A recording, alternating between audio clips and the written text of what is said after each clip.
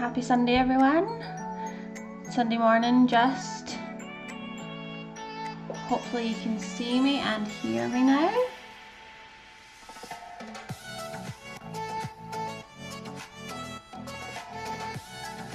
Turn the music down a little bit. Right, hopefully you can hear me okay. I think that seems okay now. Happy Sunday.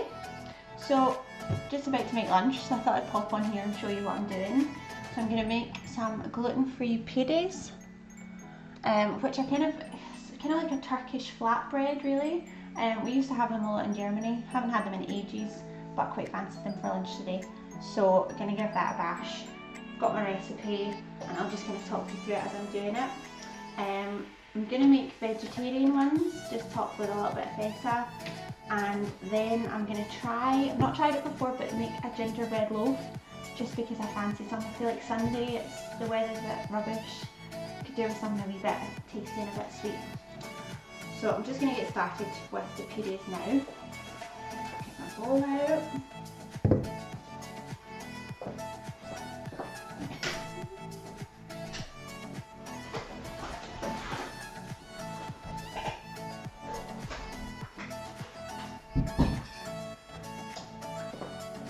The fun, I've been gluten free, about 12 different kinds of flour.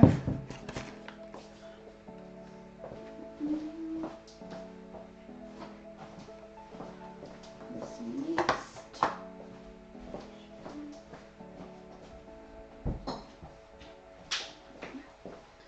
So this is a fairly straightforward flatbread recipe. I've tried it once before and it worked fine. So, fingers crossed it works again. But with this, I like to put in a little bit of rice flour, because I find that with gluten-free stuff, sometimes, like obviously because the gluten's missing, it doesn't really kind of stick together. But with the rice flour, because it is a bit sticky, it kind of works a bit better.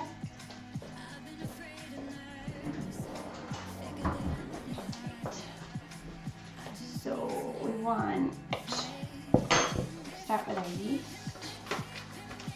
Instant dried yeast I absolutely love, because it just makes life so much easier.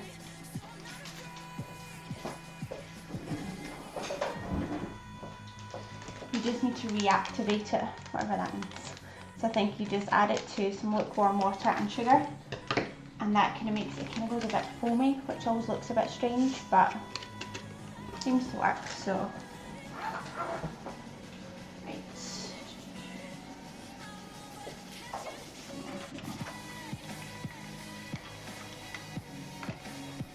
I should have read the instructions before I started, but yeah, I lukewarm water.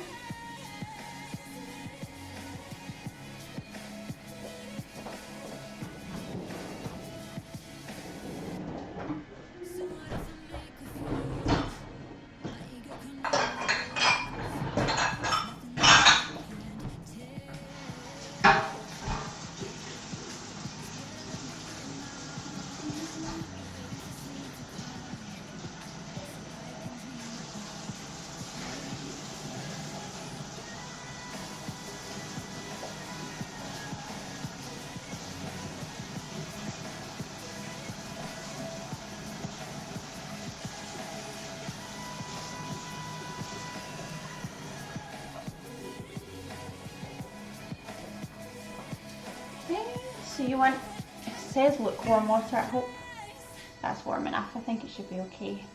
So if it's not warm enough, the yeast won't reactivate, but if it's too warm it'll kill the yeast. So it's a bit tricky, but hopefully that'll be okay. Let me stir. Okay. And then our sugar. So you just want a tiny amount of the sugar, so about half a teaspoon. To be honest, I'm not sure why. Oh, I don't quite know what that does, but I think it does something with the yeast, and that helps to kind of reactivate it again.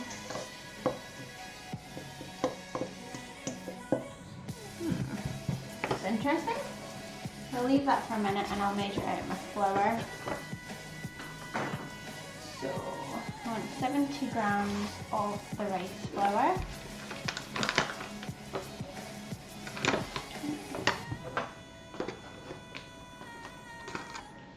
And if you're not gluten free, you could use just plain strong bread flour.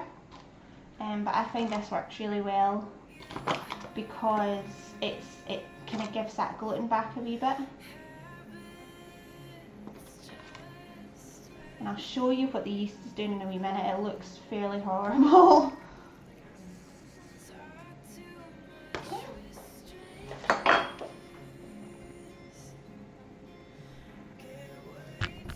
Switch over, can you see that? So it's kind of clumping, it's foaming a little bit. I think maybe my water wasn't quite warm enough, but it should be okay. It looks as though it's doing something, so it should be fine. Okay, and then, so to that we want to add all our other bits. So we've got our rice flour, and then we need 180 grams. I hope I've got enough gluten-free bread flour, but we shall soon see.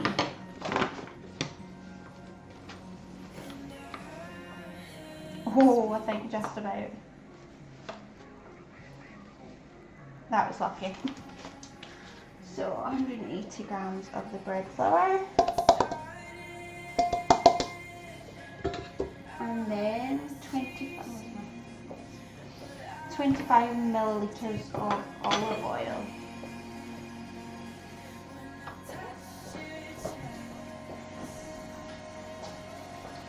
And this is one that I like because you just fire it all in, knead it a bit, and then that's your good to go. The difficult part with the gluten-free stuff is you're always kind of waiting to see if it actually like rises when you leave it to cool for a bit. Quite often you'll have no luck with it at all, but we'll see. So add in the oil.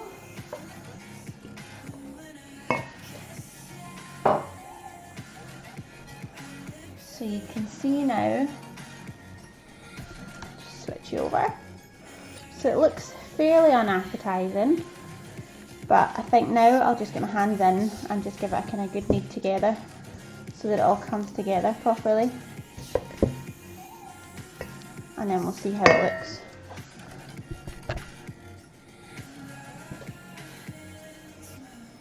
This is one bit. It feels like it should be fun to do, but I really don't like the feeling of the dough in my fingers. But I think a lot of like chefs and stuff say that you have to kind of get your fingers in about it, and you can't really, like it's not the same as doing it with a spoon, so we'll give it a go. But it still feels quite nice and warm from the lukewarm water, so hopefully we'll get a wee bit of a rise out of it.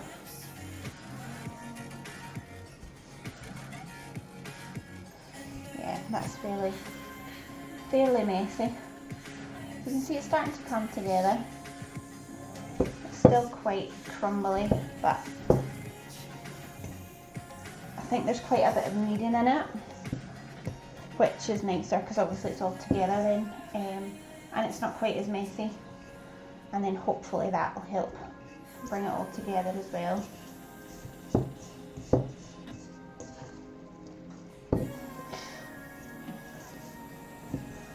Still a bit crumbly, I'm not sure.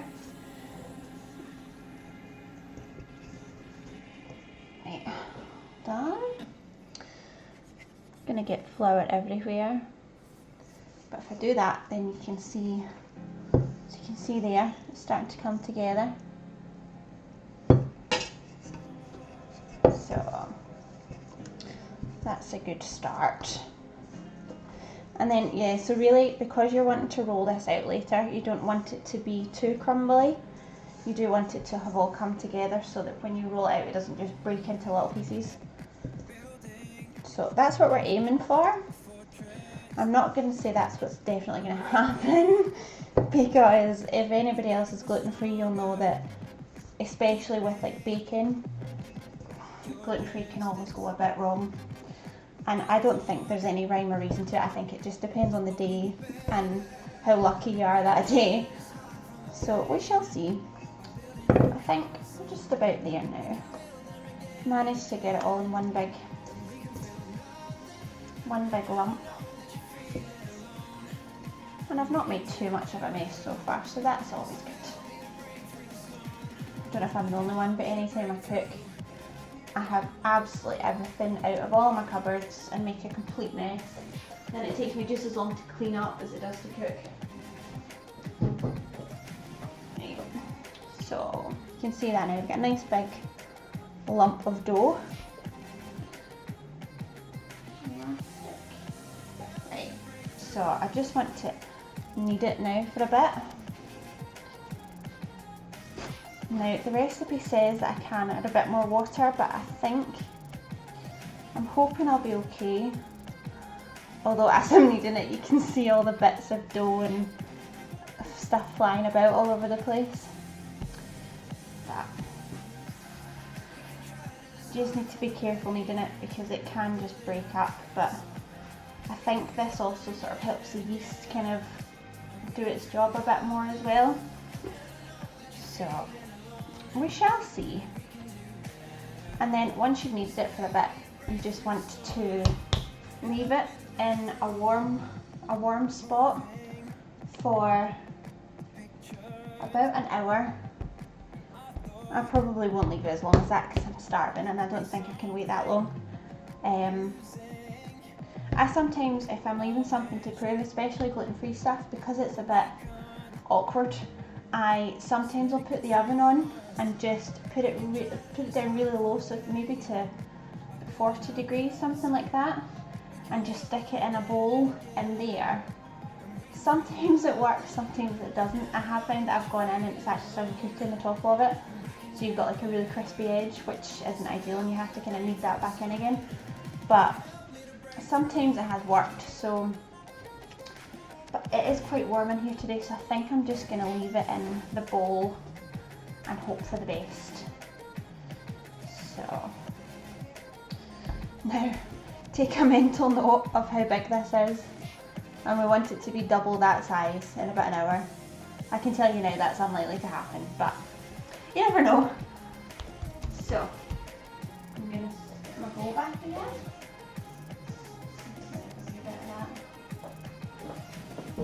Just do the extra bits.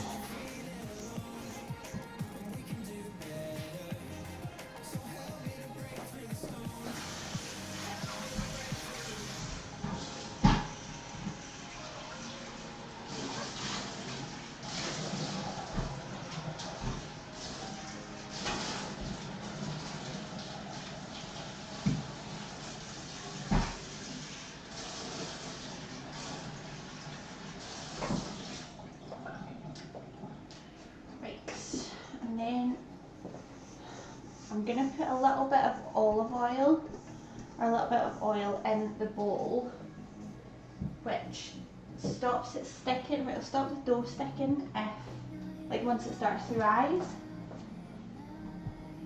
So hopefully if it is going to rise, it won't then stick to the side of the bowl.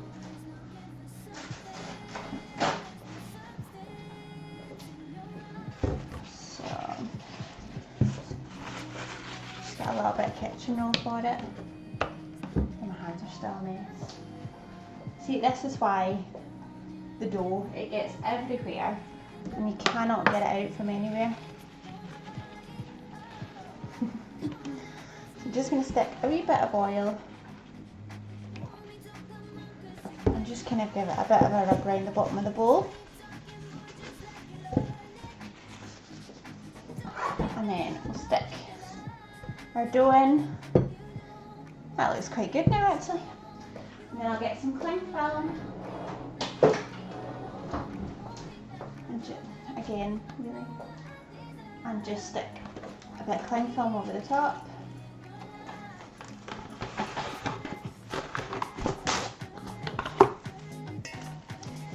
And then it says a warm place, but I always find that if I start cooking stuff, or if I start leaving stuff to prove, I then try and find warm areas of the house, and I've got bowls of dough kind of balanced on radiators and hiding under things, and then I've got 2 cats that come in and think this is great, this is some kind of obstacle course.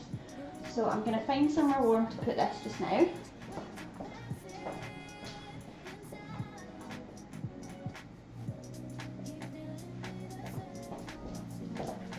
After all that, I think I'm probably best just leaving that here. So leave that there just now, and we'll come back to it in about an hour and see if it's managed to do anything. Right, so should probably tidy some of this up. So I think now what I'm going to do is I'm going to start the mix for the gingerbread loaf, because I can get that ready and just have it ready for when it's ready to go in the oven. Because obviously I'll do the filling for the pides and I'll do a wee salad for the side. I'll do a wee salad for the side, and then I'll pop the gingerbread in the oven. So that should be us all ready. Gluten-free flour, because I have had IBS for about, about 8 years now, and I find that gluten is one of my kind of main triggers. So it's fairly easy to do now, because you do get so many gluten-free things, and there are, like, the gluten-free flour is quite good, but it's still quite challenging when it comes to like gluten-free baking and stuff, because it's built differently, that it is kind of missing that vital ingredients. It just takes a wee bit of a practice, quite a lot of trial and error, but it's doable, and I don't feel like I'm really missing anything apart from a croissant. I think I would kill for a croissant, but you can't have everything, so I won't complain too much. Right.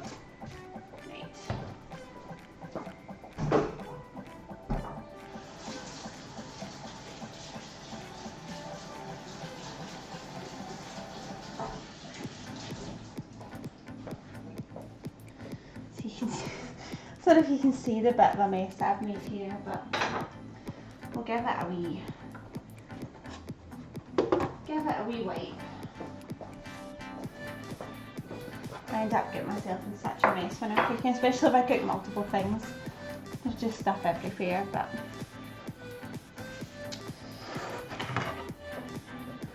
so I'm going to do the gingerbread loaf now. I've never actually made a gingerbread loaf.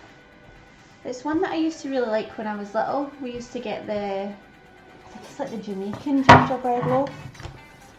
We used to get that, and we would stick it in the microwave and put a little bit of butter on the top, and it was lovely. I've not had that for 20 odd years, so it's quite nice to try it again. So I just found a recipe online, so I'm going to adapt it slightly, obviously, just to suit the gluten-free and to suit the stuff that I couldn't get. One of which being molasses, which I have heard of, but I've never actually seen anywhere to buy. But if I do, I'll buy it and keep it so that I've got it for the next time, but I'm just going to kind of adapt it a wee bit, so we'll see what happens. Okay, so preheat the oven, I'll do that first.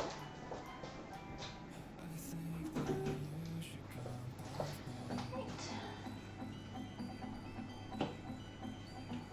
In a large mixing bowl, right, so we're going to get our all our ingredients out. Let's look at that out.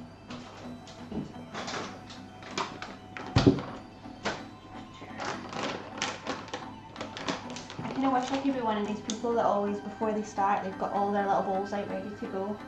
But it's always a bit more hectic when I get stuck into things. Same flour, baking powder.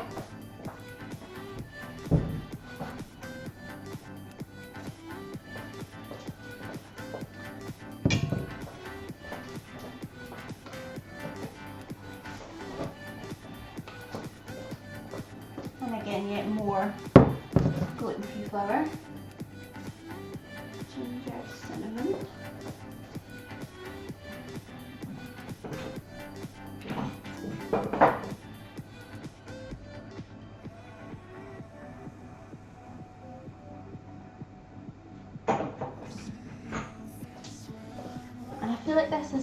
this recipe, but it does kind of feel a bit autumnal. So it seems a wee bit strange to be doing it now, but yeah, no, it's just wait, I'm not finished yet, so it's going to get much worse. Add the butter and sugar. So we've got, oh, we're nearly there. So I bought the butter this morning, and that's one thing I always forget if I'm baking. I forget to leave it out so that it comes to room temperature. And I've had a few fails where I have either just left it as it is and it's been cold, or I've melted it and it's been like proper liquid and the recipe has gone completely horribly just because of the butter. So it's probably a bit cooler than it should be, but it'll just take a wee bit more work and it'll be fine. Okay, butter and sugar. So, 90 grams of sugar. The recipe just said brown sugar,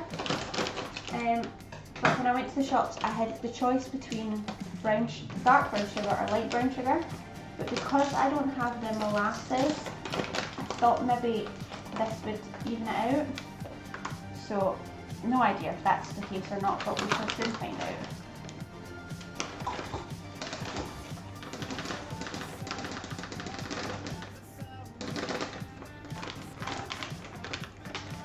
It smells so good, it smells like caramel already. Oh, come on.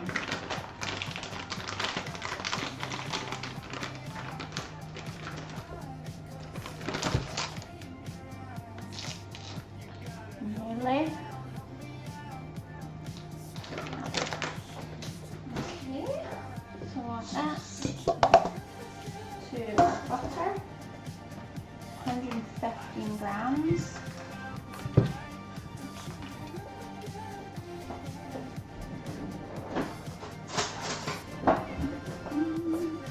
I'm actually really looking forward to this. I don't even know what kind of got me onto it again, because I literally haven't had it for ages, but it is one that I used to really enjoy, so it'll be interesting to see how this recipe is. Right, 115.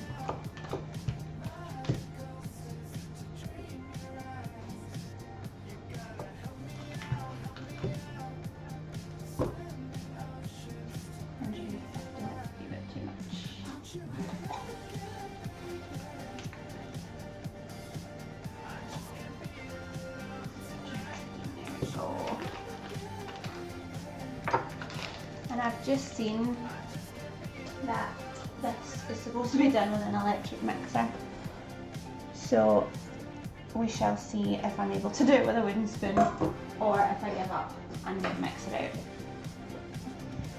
I think I can tell you now that I'm going to be getting the mixer out, because you can see that's still quite solid, and I could be here for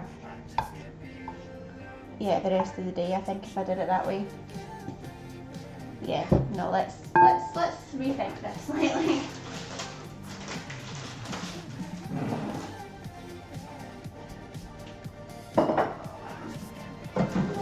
Just gonna get my mixer out now. Make a bit of space for it.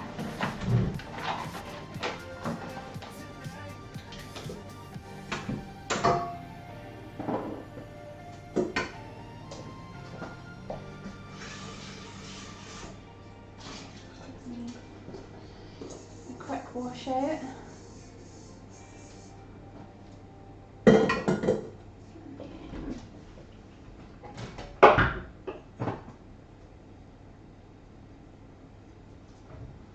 Use this one.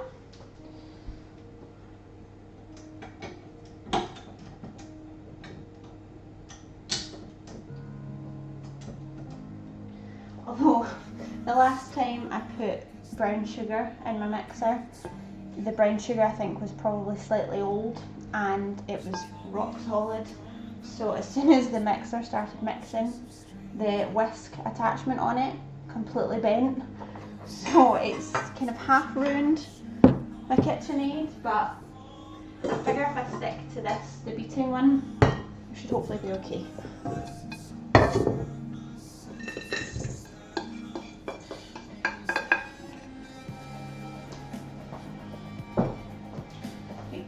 start this again. So it says, heat with an electric mixer on medium speed until smooth and creamy. Right, so this might get a bit loud, so hopefully it won't be too bad. And I'll go and grab the other bits that I need. And this is on.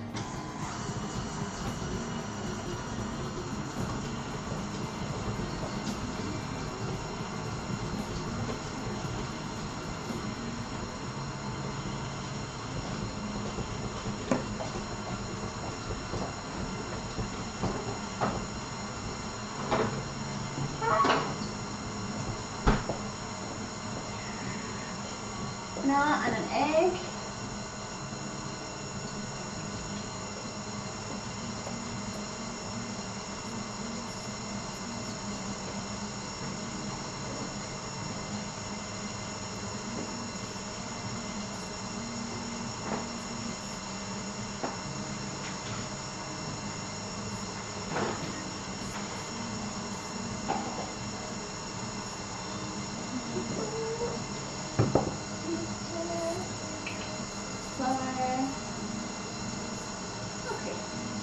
I think I've got everything I need now. I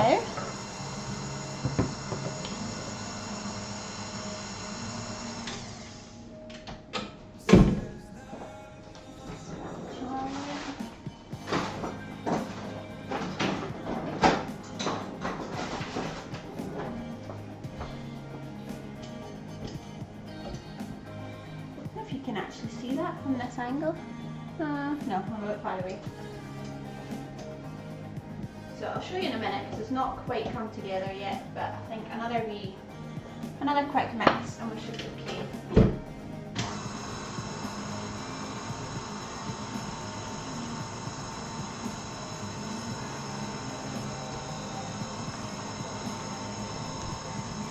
I can take you with me, just don't get too sick. There we go. So that's coming together quite nicely. Back up there just now.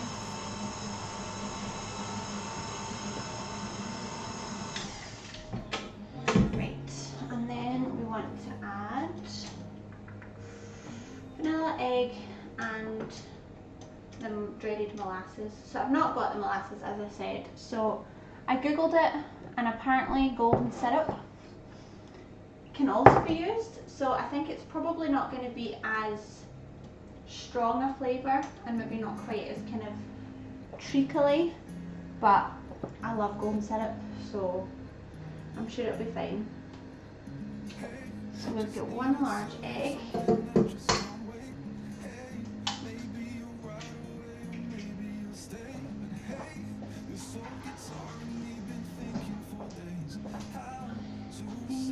Vanilla, 1 teaspoon.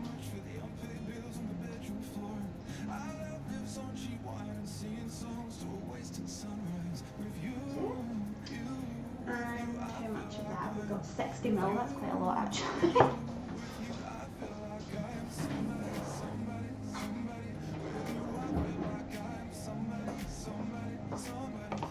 I saw recently that you can now buy like a squeezy bottle of golden syrup, which I just think is completely wrong because you kind of need this, the old-fashioned stuff. And I think I've maybe had this for too long because it's all kind of solidified. Still smells amazing though. Right, we're just going to go with it and see what happens. I don't know if this can actually go off. Sure, it'll be fine. So we want 60 ml of this. So that's what, 4 of these.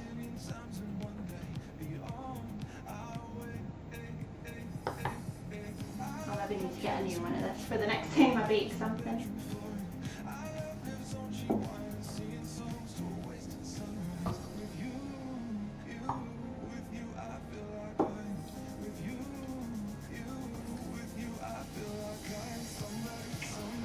There's just something nice about all these different flavours. It just all seems so so comforting.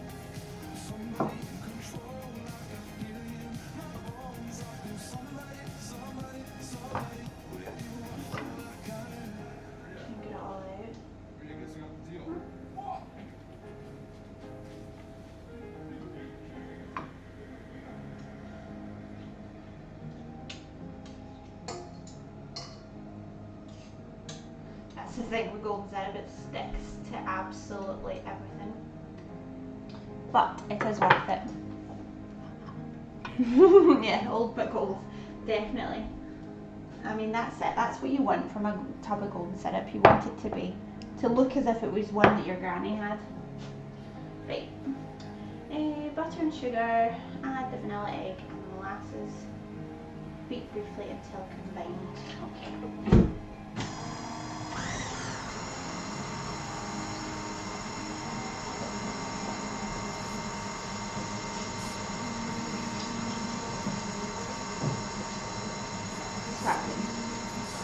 Still getting dough on my hands from doing that dough earlier.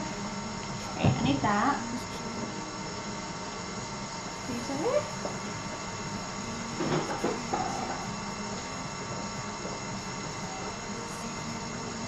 Show you that now.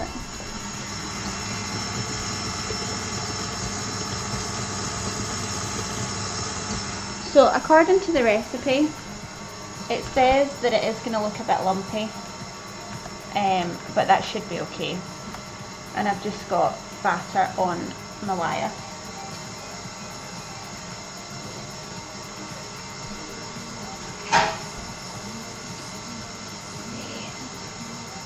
Flour.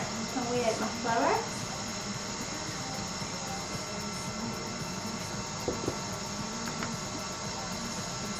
It just uses plain flour for this one, but I'm going to use, actually now I think about it, I've got xanthan gum, which is a bit of a saviour for gluten-free baking because it kind of gives you that elasticy feeling again. So if I'm baking, I tend to put at least maybe about 1/4 of a teaspoon, so you don't need a lot, but I do find that it does make a big difference. I'll put that off so you can actually hear me. I'm not sure if that was a bit loud, but right. So we've got 2, 4, 5 grams.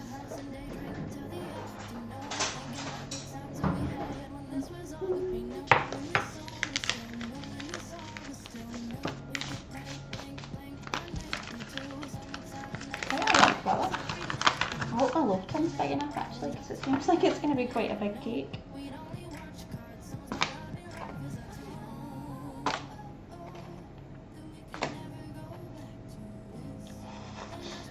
Oh. Do we say 2, 4, 5?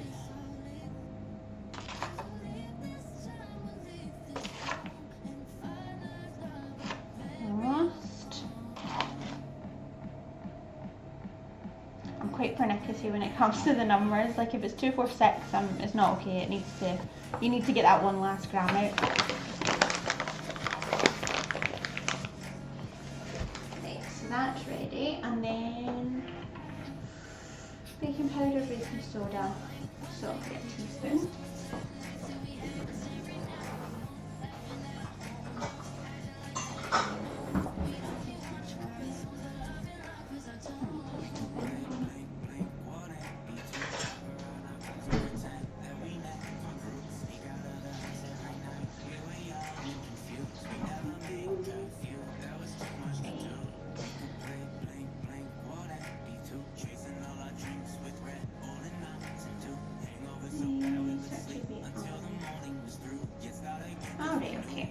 I'm just going to add it all to this.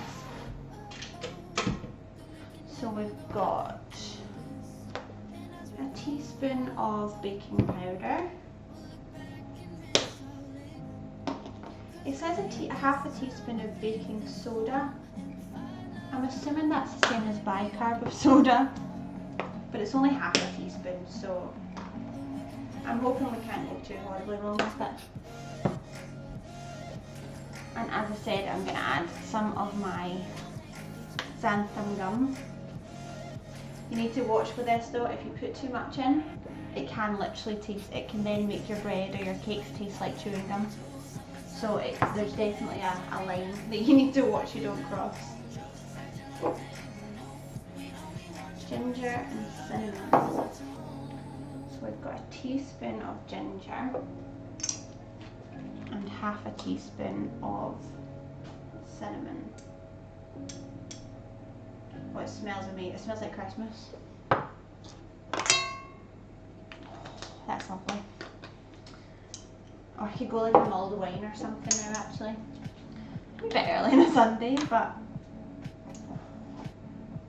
And then half a teaspoon of. Put a bit more in, so I like cinnamon. Xanthan gum, what is it? That's a good question. I'm not honestly sure what they make it from. I don't know whether it's kind of, I mean it's vegan, gluten-free. I don't actually know I don't know where it comes from or what they make it from, but I just know that in gluten-free cooking it's essential. You'll find that if you're buying the gluten-free flour, quite often it'll have it in it already because people who make gluten-free flour are aware that you kind of need the xanthan gum, but I find that there's not a huge amount, so I like to add a little bit more. I mean, you don't need it, but it does make the texture a bit nicer, but again you need to watch so you don't put too much in because then you can ruin it completely. Right, and then the flour. So we just want to stick all of this in now apparently. This seems like a lot of flour for not a lot of liquid, but we shall see. I'll get all of that in. Oh, we've still got milk to go, so that'll help.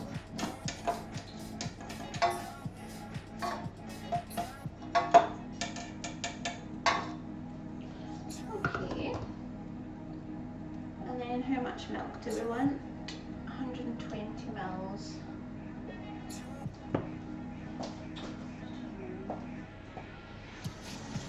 Definitely gonna have to get a new mixing jug. My numbers have started coming off this one, so I can't actually properly see what I'm measuring.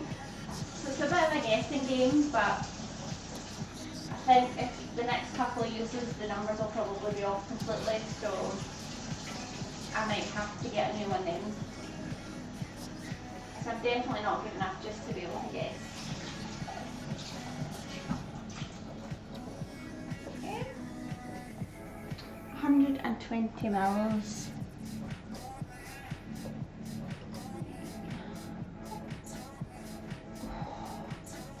See, now I just want to have dessert first. Smelling all these amazing smells is just making me hungry for cake. Okay, milk.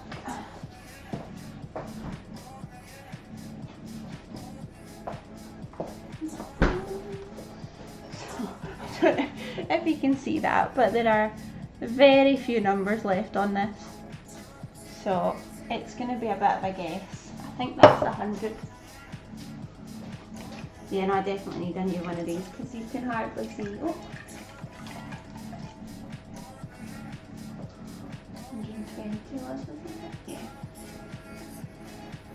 It says half a cup, but that always really confuses me because I think, well, what size is your cup? Because here, obviously being in Britain, we like a mug, and I think a mug is a lot bigger than a cup, but is it like a teacup? So I tend to try and work it out or hope that they've got the millilitres on, or I've got no chance. Right, start to beat, and then add your milk. Oh, so we're nearly there with this. This is the last ingredient, and then it goes into our loaf tin. And then I can have another look at the pides and I'll start doing the filling for it. So you can see that's come together quite well already.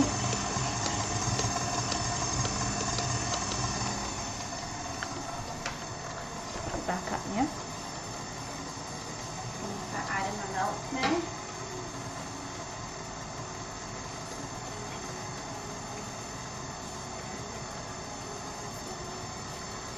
Oh, I've got sour cream to go in as well. Right, I'll do that in a minute.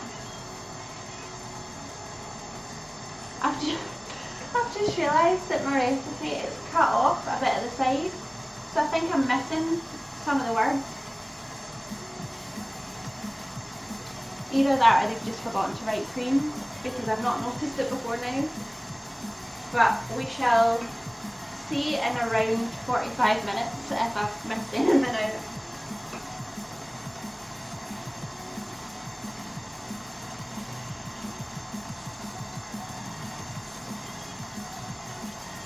amazing. It looks so smooth and creamy. Right, that'll do for that. And then we want 60 ml of sour cream. This is going to be harder to measure, but we shall try. Oh.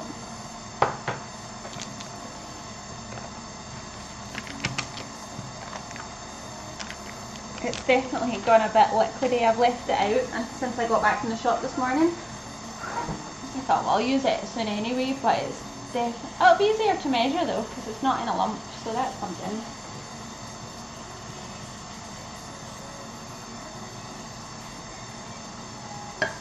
I feel like there must be a better way to measure this. Yeah, that looks about right.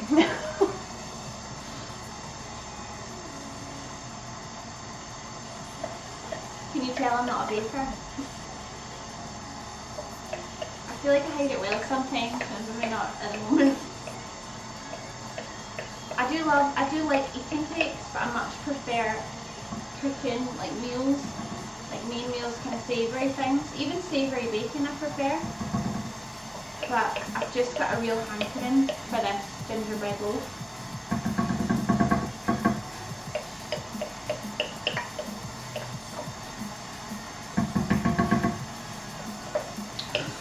Oh, it looks good. I'll show you in a wee second.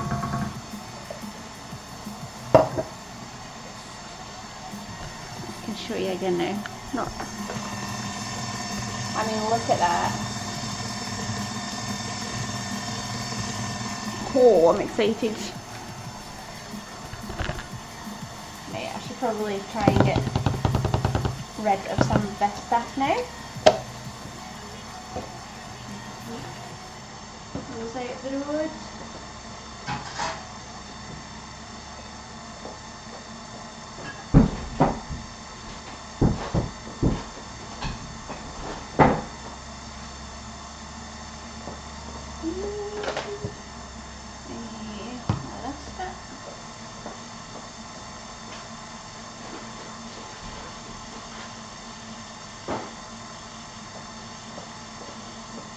I'm always paranoid I've forgotten something, but I think I've got everything in there.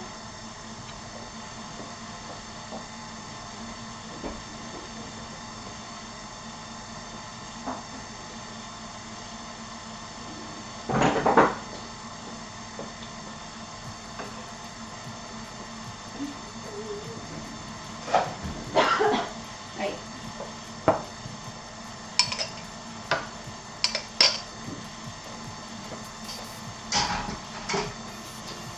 Okay, so I just need to get my loaf pin out.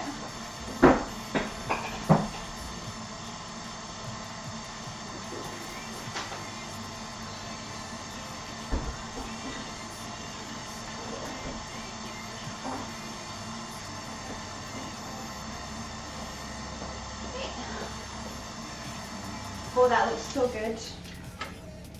Ooh. I've been really lazy the last wee while, and anytime I've fancied cake I've just gone and bought one. And seeing as though I am a food blogger, it seems a bit lazy and a bit cheeky, but sometimes you just want cake and you can't really be bothered with the whole rigmarole of making one. But I'm quite looking forward to this because I don't think I've ever actually seen a gluten-free gingerbread loaf. Now that I'm thinking about it, which is clearly missing because it's so good. We've got 2 loaf tins, so I'm going to see how much batter we've got.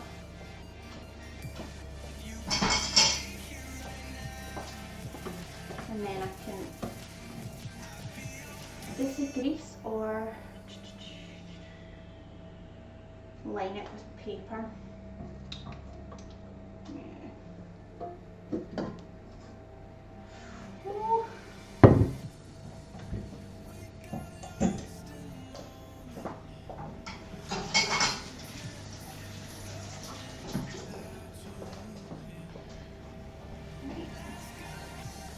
I mean, look at that. Mixing the last few bits of... How good does that look? Oh, it's missed a bit at the bottom. Right, I'll give that. Make sure it's got all the bits at the bottom because that's going to be the good stuff. Oh, and it smells so good. And I don't know whether it's like the traditional, I don't even know where it's from, but I don't know if it's the traditional way that you do ice it, or if you would normally just leave it as it is and then put butter on it. I'm not sure, but I do really like it just either iced, or I think I probably prefer just with a little bit of butter on top, especially if it's just come out of the oven.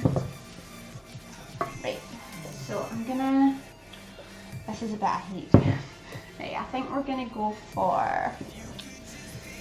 I think possibly the bigger loaf tin, because I think my wee one's gonna be too small.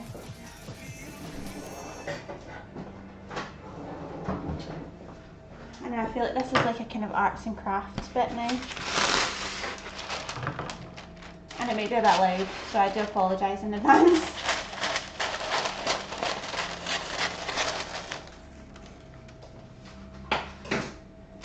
So I tend to try and buy the like non-stick pans and stuff, so that if I'm putting stuff in them, I can normally just put a little bit of butter around the tin and that'll be enough.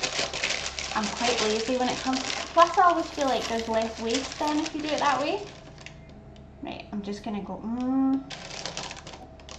flip it down a wee bit.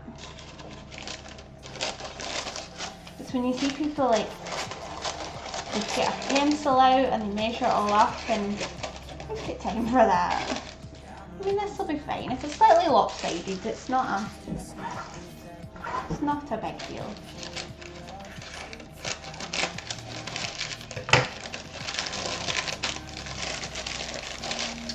I think that'll be fine. Can you see that? That looks alright, doesn't it? Right, I'll pop all of this in now.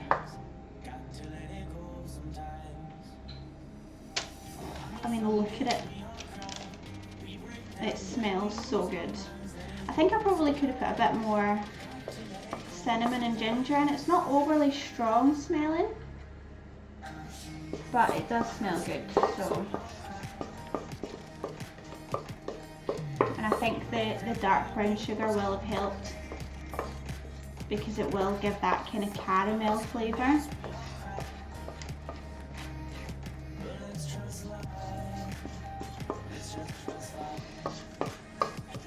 This is nearly all out now.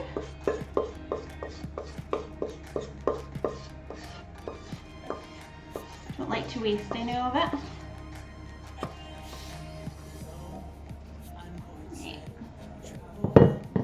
Yeah, I think that was a good choice going for this one. I think the wee one would have been far too small.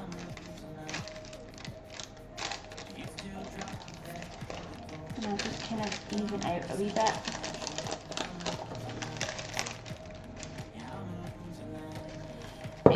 And then I can get rid of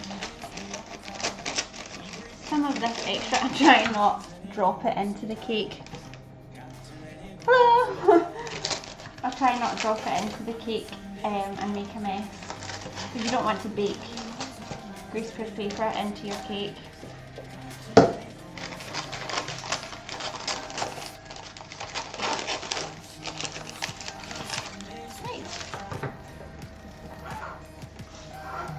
I think that looks pretty good. Can you see that? I don't know if you can also hear my stomach rumbling, but it's making me really hungry. Right, so this now goes in the oven for 40 minutes. I'm not sure I can wait that long. Right, we'll stick it in now.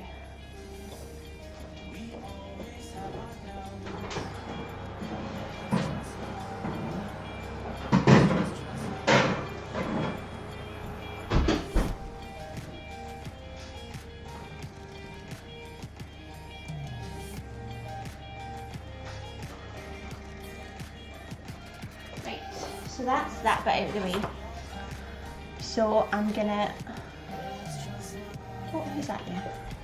Try Link of Hyrule. I hope I said that properly. The chat's so small I can hardly read it. I'll figure that out for the next time.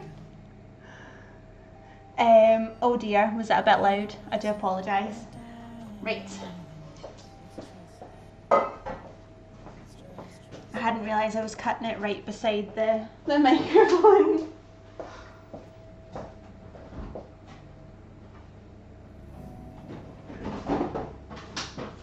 Right, so now I'm going to start on the filling for the pides, which I haven't actually checked. I'm kind of scared to. So, can you see that? It's definitely not grown in size, but I mean, it looks as if it's doing something. There's just far too much light on that, I think. But yeah, so we'll leave that for a wee bit and see what happens with it.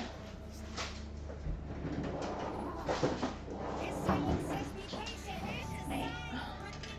I'm just gonna tidy up a bit and get myself back to knowing what I'm doing.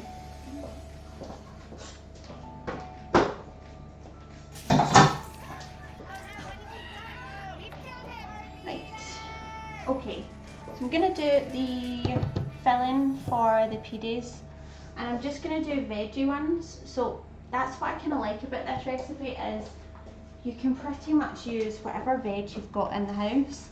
Or if you want, I've done it with chorizo, which is really nice. If you eat meat, it's nice with that. Or just sort of mushrooms, spinach, peppers, onions, and then I think the best part is if you top it with chopped feta. So good. Right, so I'm going to chop up all of my bits and pieces now for that, and then we can get that cooking.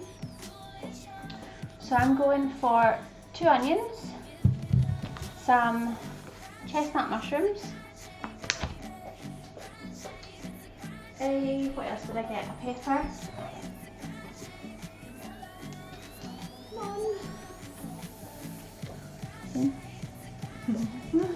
and then, try not to fall over the cat.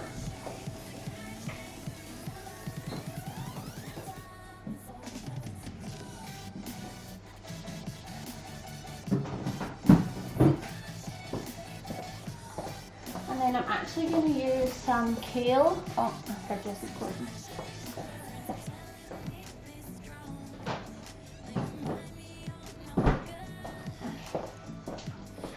Yeah, we get like a veggie box delivered every Friday, and it's one of the ones where you don't actually know what you get in it. You just get like whatever's seasonal or whatever they've got growing at the time.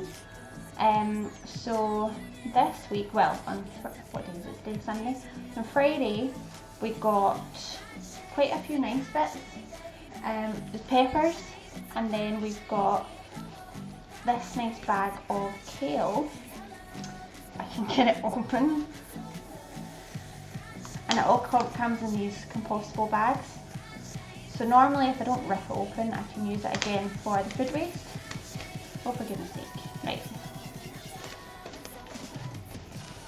So I'll probably do all of this. So I think check my recipe again, but I'm sure the pides, I'm sure it's going to make 4.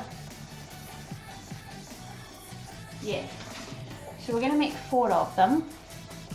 And then, so that should be enough filling for 4, I would say. So I'm going to give this a wash first.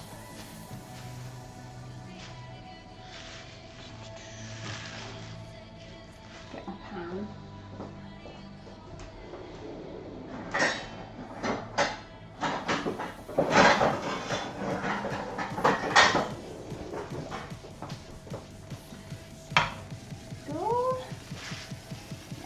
Give this all a wash.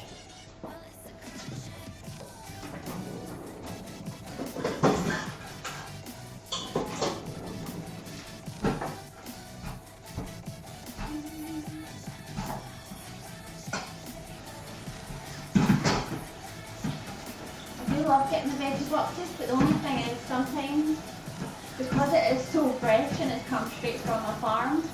They sometimes get like a load of dirt in them or little beasties, so you have to give a proper good wash to make sure that everything's clean and ready to eat.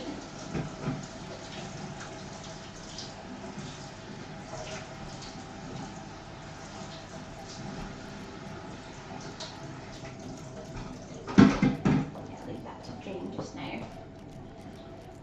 Right. So I've gone for just one red onion, one yellow onion, brown onion, yellow, brown, not sure. Just because I like the taste of the two of them. And I couldn't quite decide which to go for this morning when I was at the shop, so I thought I'll just get both, and it'll maybe make it taste a bit more interesting. So I'm just going to slice all of this stuff up. Hi Anthony. I really need to figure out how to get this chat thing a bit bigger. I can hardly see it at all.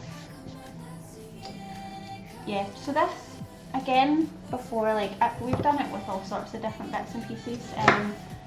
You can pretty much use whatever veg you've got in the house, or whatever meat. If you wanted a bit of chicken, you could put that in. As long as you've got the feta cheese for on top, then they're still going to taste good. So we've got our brown onion, and oh, that was silly. I wasn't paying attention to what I was doing, and I've put the food stuff in the bin.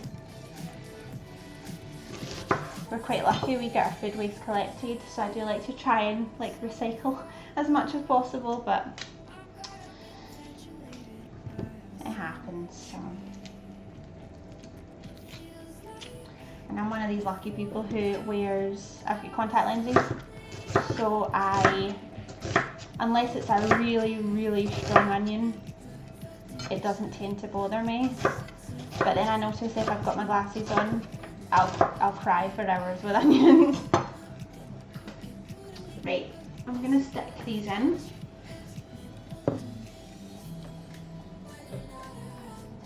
Yeah, this is the first stream. So I hope I'm doing okay. I hope you can hear me. I hope the setup's okay. I'm planning on doing quite a lot more of them, so if you have any feedback or any suggestions for what I could do or any recipes that you'd like me to try out, then do let me know, because that would be very helpful. Right, I hope this isn't too loud with this on, but you can let me know. I've used this a few times, and it normally works okay, but it can be a little bit temperamental, so I'm just going to keep an eye on it. And then I'm going to get, I mean, that is a huge pepper. And look at it, it's massive.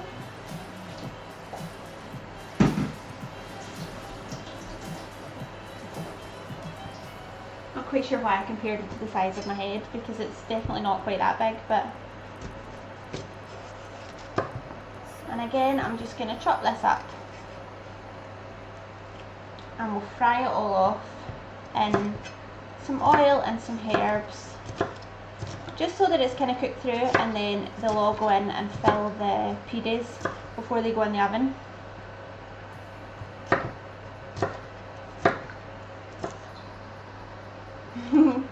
What kind of cooking is it that you stream? Do you have specific recipes that you do, or is it just whatever you're making that day?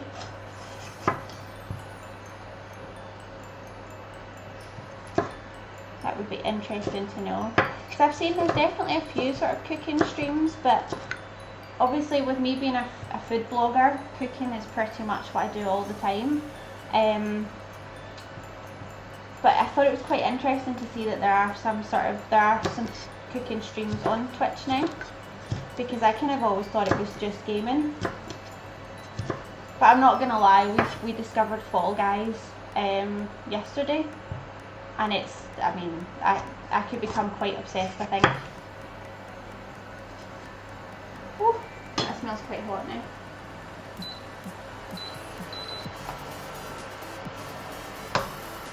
Yeah, hope you can't see the steam on there. Just your dinners. And what's your favourite thing to cook?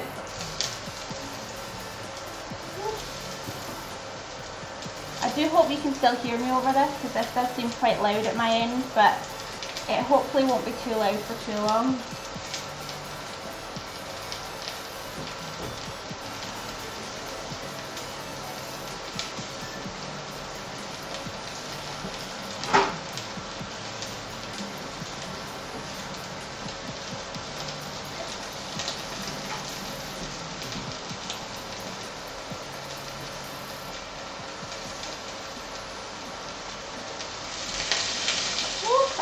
That is hot.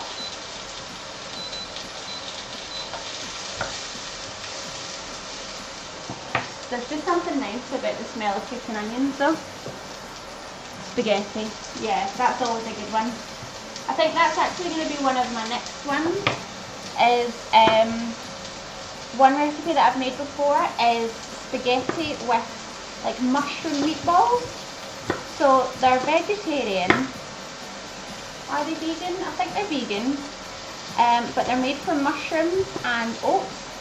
So the oats help to like keep it all stuck together, and then you just do it with like a tomato sauce like you would regular meatballs, and they're really, really nice. So I think I might try that the next time, but I need about 4 pans, so I haven't quite figured out the logistics of it all yet.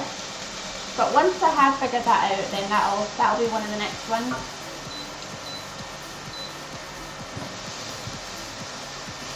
I might need to open the window. Quite steamy. You can still hear me, that's good. Right. I'm going to stick the peppers in. I might as well just do it all. Seems a shame to leave this one wee bit.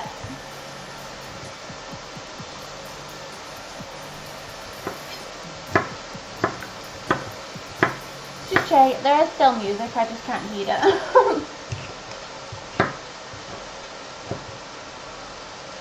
So it's going to look like quite a lot of veg, but obviously when veg cooks down it does kind of reduce a lot. And I always find you need to make about 4 times the amount that you actually want, because by the time it's finished cooking there's hardly anything left of it. Right, and then I've got some chestnut mushrooms. In there. So I can get into it. I'll maybe do my peel first actually. Just brown the kitchen.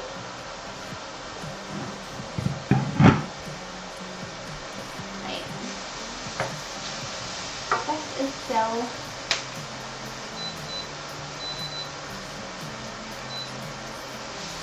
I'm hoping that's better now.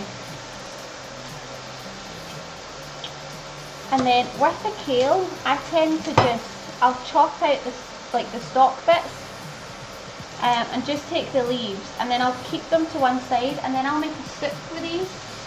So if I've got a load of say like the stalk of a broccoli or the ends of asparagus, if I've got a few different bits like that, I'll just keep them all in a little bag in the fridge, and then stick them all in a pot with just some stock, maybe a couple of potatoes, some other veg, and then it makes a really nice soup. Because I find sometimes that if you put them in, if I were to put the stocks in here, they take so long to cook and they're really quite tough. So instead of getting like the nice soft veg, you kind of end up chewing on bits of stock. So that's what I tend to do with them. And then you get a nice green healthy soup at some point as well.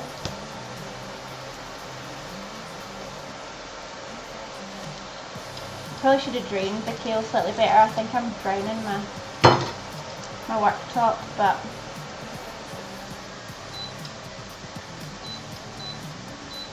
I'm going to put that right down because I'm taking too long chopping my vegetables.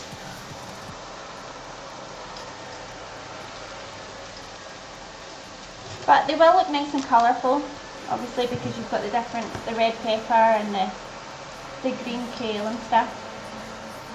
And then with the pides, I tend to just serve it with maybe a salad. One thing that's quite nice is like a little yogurt dip. So if you just get some natural yogurt and some oil and some herbs and just make a little dip, and then you kind of use that to sprinkle over the top. So I think I'm going to do that today. And then it means that if you've got any of like the ends of your pide left, you can dump that in the yogurt.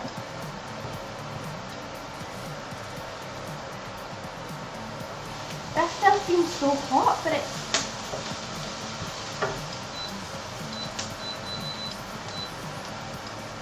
is right the way down. I'm maybe just talking too much and it's like, hurry up. No, that sounds better now. Right, so I'm just going to really roughly, just so I can put that right in front of that so you can't see, really roughly chop the kale.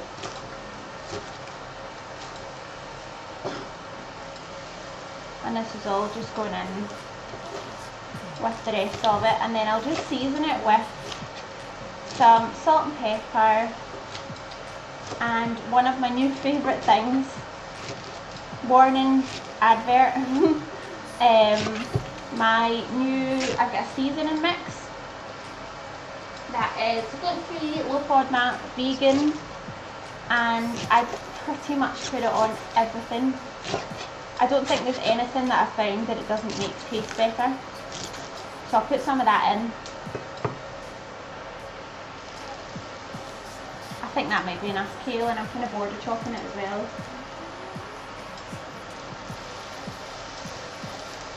Yeah, that'll do.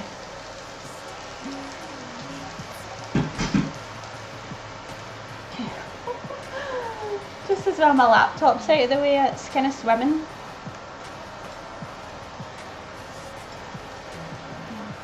I wish I could see this a bit.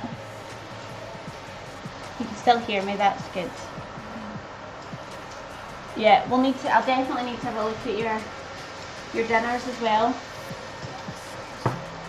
Right, and then I'm just going to do some mushrooms. I never know what you're supposed to do with mushrooms, because they always say like, some places will say whitewash the mushrooms, some people say wipe them. I've always known to wipe them, but I'm never really sure what that's doing. But I always think, well, if there's a bit of dirt or something on, then I can wipe them off. And other than that, they're going to be cooking anyway, so they'll be fine. So I think I'll probably just do all of these mushrooms, because I don't think, yeah, there's not enough of them to keep for anything else. So I'll just chop them all up and stick them in here. 5:46. Yeah, I was going to say you're up early, but that makes sense. So you're just getting ready to go to bed. Right. Just chop. Get this a bit of a stir. So now I've put it down far too low, I think. But can you see that? I'm going to show you this a bit. So you can see all the nice colours. And then I'll stick the mushrooms in. So although it doesn't look particularly healthy, I would say it is a fairly healthy meal. Because you've got all your veg, you've just got your kind of your dough for the pides, and then if you have a salad or something with it, I would say that's not too bad. And I'm leaving my mushrooms quite chunky just because I quite like them, and I find that when you cook them they kind of wilt down so much as it is that you want them a wee bit bigger so that you can still actually taste them. Right. I'm going to need to turn this pan back up again now, I think it's far too low.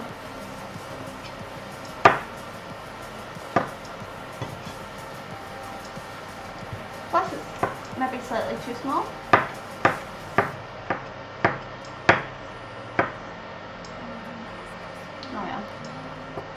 Oh well.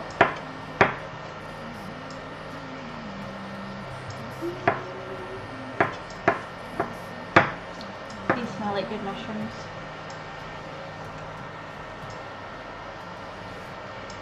Fall Guys. I definitely see that. I haven't actually played it yet. I've only seen other people playing it, and I think it's definitely going to be one that I'm going to have to buy because it looks like a lot of fun. Here it is 10 to 1 in the afternoon, so almost lunchtime, which is good because I'm getting really hungry. That's one of my problems. I always kind of start cooking when I'm already hungry, and then I'm getting hungry and nothing's ready yet because I've taken so long.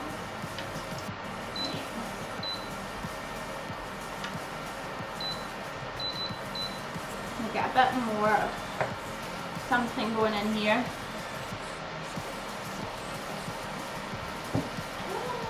The gingerbread loaf looks amazing. Oh, that's empty. So I'm just going to put in some salt and pepper.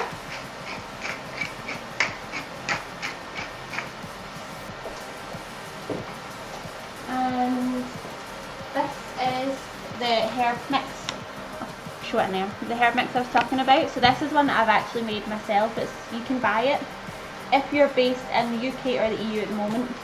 It is available, but I'm looking to try and get it available in the US. So hopefully in the next couple of weeks that will be doable. But it's basically just like a herb mix it's no nasties, it's gluten free, it's low FODMAP, it's vegan. I wonder if you can see it if I do that. So that's what it looks like. And it just makes stuff really tasty, so I kind of put it on everything. And with having IBS, there's a lot of different herbs and stuff that I struggle with, like garlic's not great. A lot of people struggle with onion if they get IBS, so, and most like stock cubes or herb mix and stuff, that's what they have in them because that's what tastes nice. So that was kind of why that one came about, that it's not got any of that stuff in it. So pretty much everybody can enjoy it. So we're getting there now, we've got a bit of power in it again. So that's enough filling to do 4 pides. I hope I've made enough dough, but we'll only eat 2 for lunch anyway. And then we can see what we've got left over. Oh, for goodness sake. Yeah, I should have got a bigger pan. Right, while that is doing its business, I'm just going to have a quick tidy up.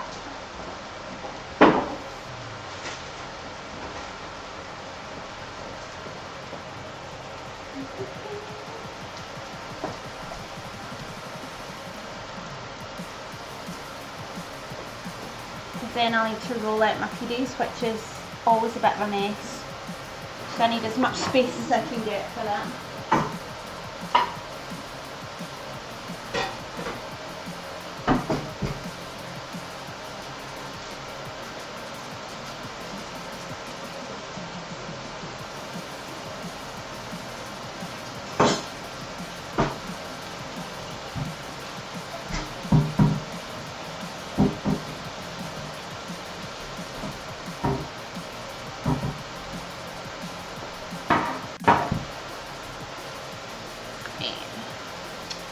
Doesn't that look better?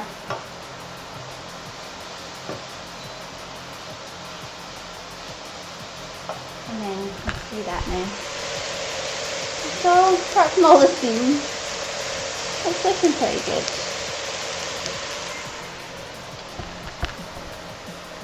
I am also in Glasgow in the UK.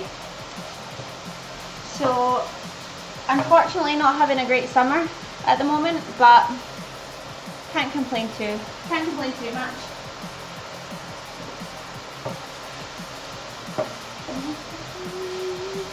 I think we got the sun for maybe 2 hours yesterday, and that was the first time we'd seen it in about a week. So the weather has been pretty rubbish, but I think you kind of get used to it if you live here, because we're not known for having the best weather.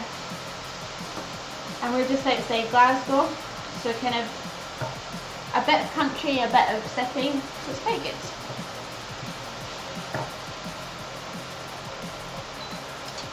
Right, I think that's nearly ready. So I'm gonna have a wee look. Hi Tron. I'm gonna have a wee look at the pides.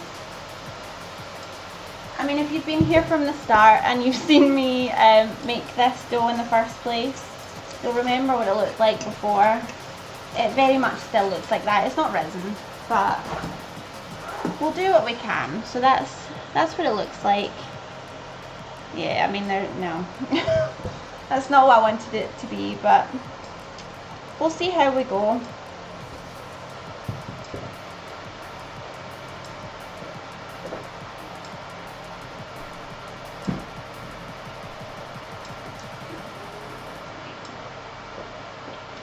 Okay.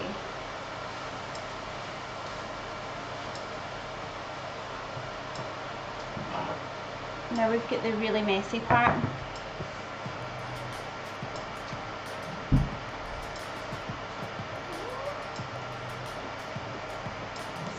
I've just ripped a hole in the side of my flour. That's going to go well.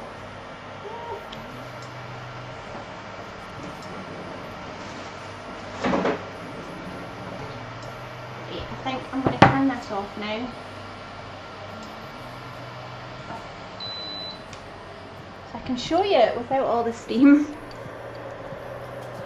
So that's what your filling's going to look like if you use the same ingredients. So that's kale, peppers, onions and mushrooms, and then just with some seasoning. So that's going to fill the pides once we manage to get them rolled out. Right, so we want some, this is the bit where I'm going to get flour everywhere. Right. So this, in theory, should do 4 pides. So we want to, first of all, chop it up.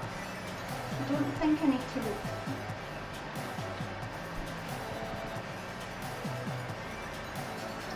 Right. This is my own recipe, but it's been so long since I've done it, I couldn't remember what I've done.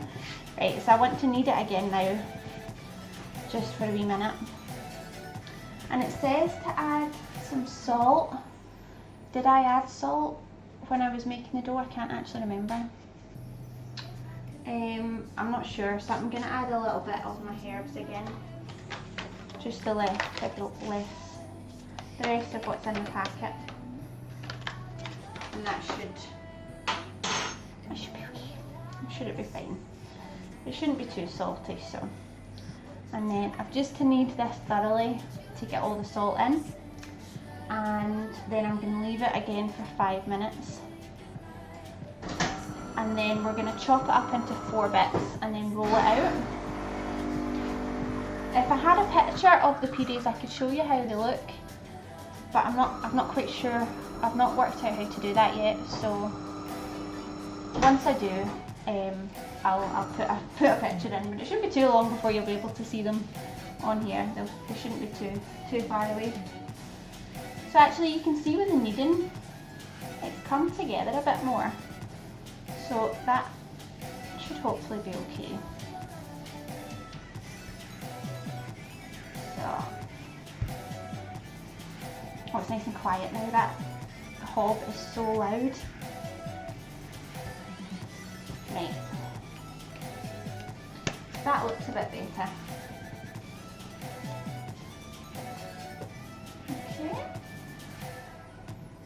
Right, I'm going to leave that for 5 minutes. So maybe while I'm leaving that, I can do my yogurt dip. So it's very, very straightforward. Just going to get a bowl.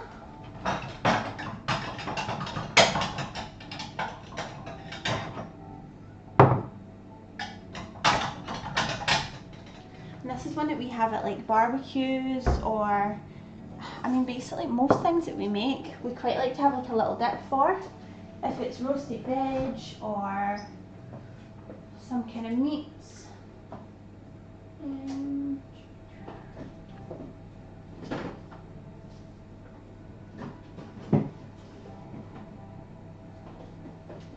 Just need to rearrange my fridge while I'm in here.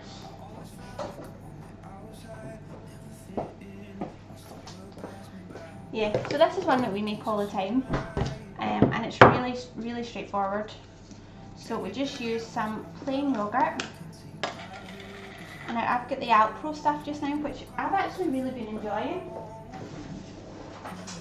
We're trying to kind of cut back on how much meat and dairy products and stuff we use, so this has been quite a nice alternative, and I can't really tell that much of a difference, to be honest. If somebody gave me this, I don't think I would know that it wasn't, like, that it was vegan.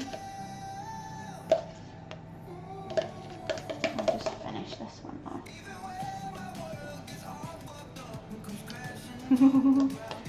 Sleep well.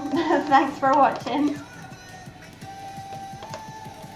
Okay, I think we need a wee bit more than that.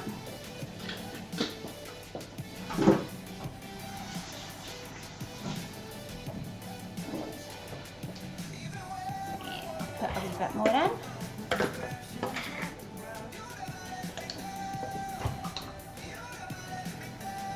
Because I just like to make a big dod of this, and then you can take a little bit out for the Pides, or you can use it for the next time you've got something where you need a yogurt dip. So it's quite handy just to have some. And stuff everywhere today.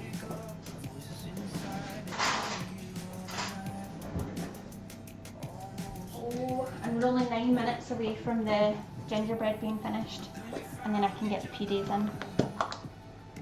So I've got this.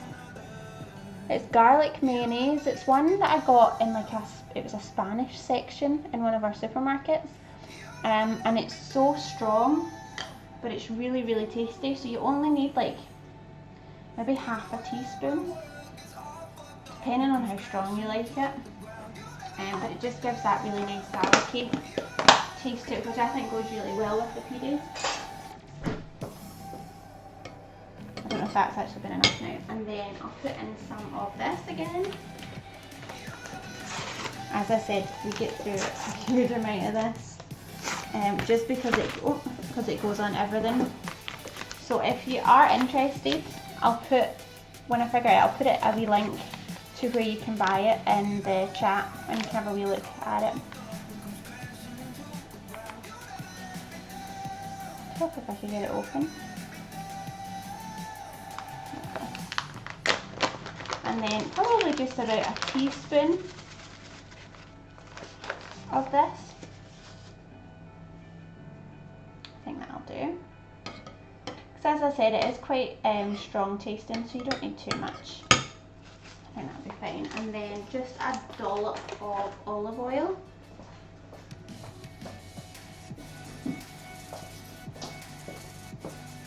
And it's funny because we add it to everything, and you would think everything at some point would all taste the same, but it doesn't. You wouldn't know. Sorry, you wouldn't know that it was always the same herbs we were using. So just mix that together, and then can you see that? And then that's just our yogurt dip to have on the side. So if you've got sort of big crusts or anything, you can use that to dip them in. I'll leave that up there, get rid of this stuff, and then we can actually start rolling our Pides.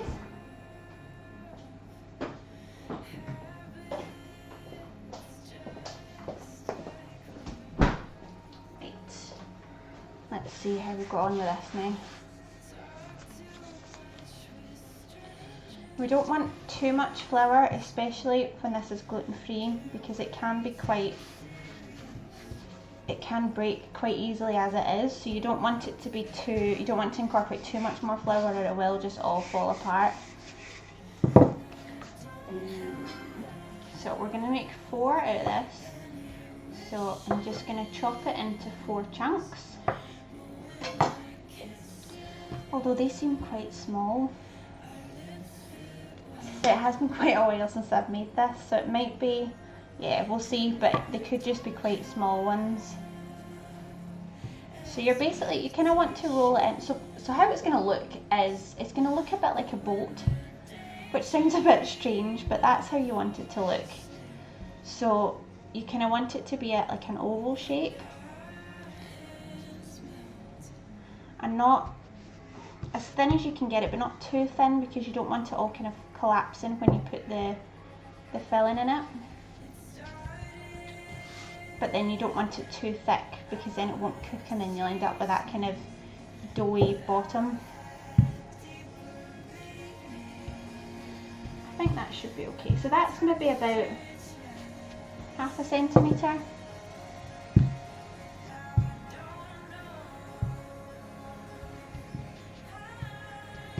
Okay, I think that's okay. I'm going to get a plate out and stick these on a plate.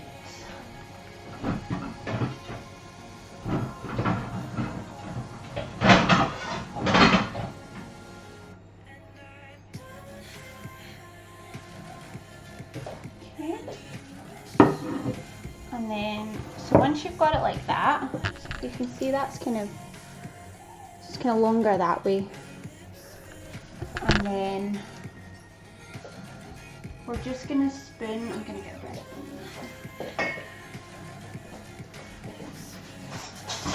Just going to spoon some of this into the middle. Yeah. Should really have a look at the recipe before I do this. Which part is? Yeah. So we're just going to top it with, you don't want to put too much in, because if you put too much in it'll all fall apart.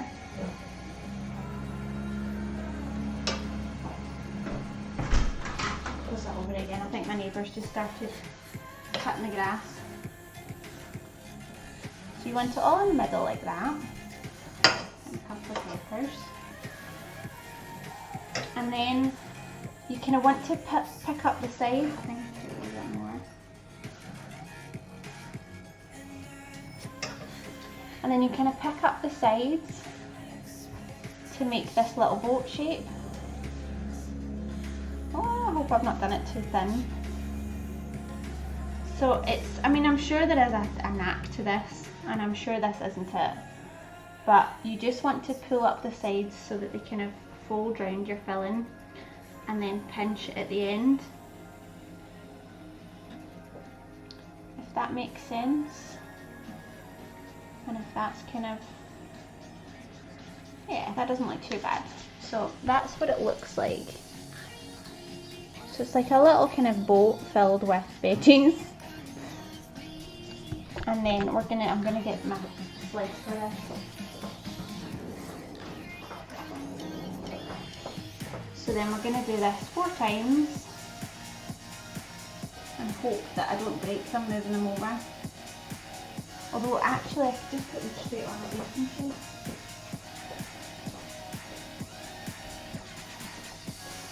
Baking sheet in the oven.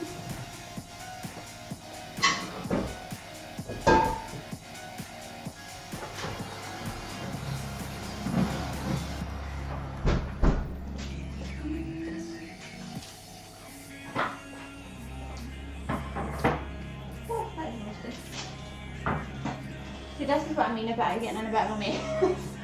I don't tidy up after myself, so then I end up with stuff everywhere.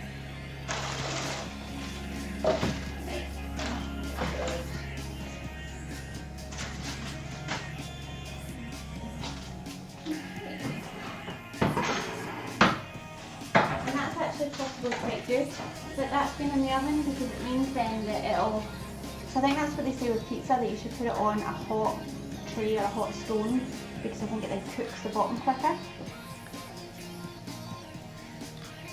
I'm going to get cheese, so I'm going to do this, and then I'm going to chop up some feta, and just I'll sort of pop some chunks of feta on the top of that. But I thought I'll get this out of the road first, and then I'll put the feta on just before they go in the oven.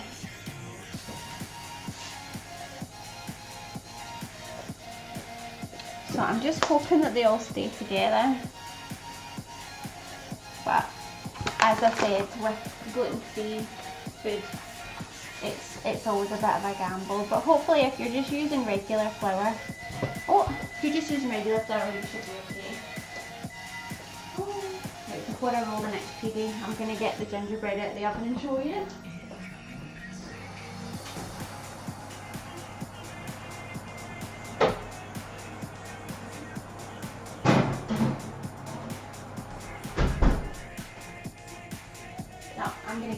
couple of minutes. I don't think it's quite there yet, but it smells so good. So I'm just going to roll out the next one while we're waiting. This one seems even smaller than the first one. I think my chopping, my quartering has maybe been slightly off, but, and I think with this one I might not roll it quite as thin, because it definitely felt like that one was starting to fall apart a wee bit as I was trying to move it. So we'll leave it at that size, and then pop our bits in the middle.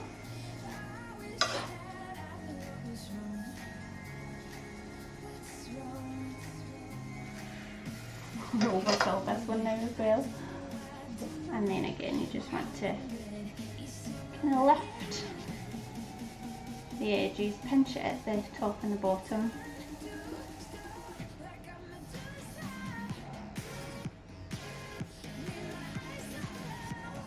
Something like that.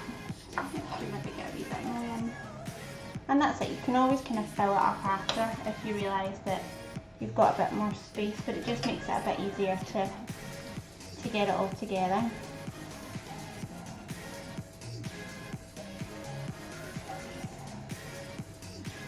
Okie dokie. And then we'll pop this one over. And I'll show you the tray with all of them on in a wee second once I've got them all in.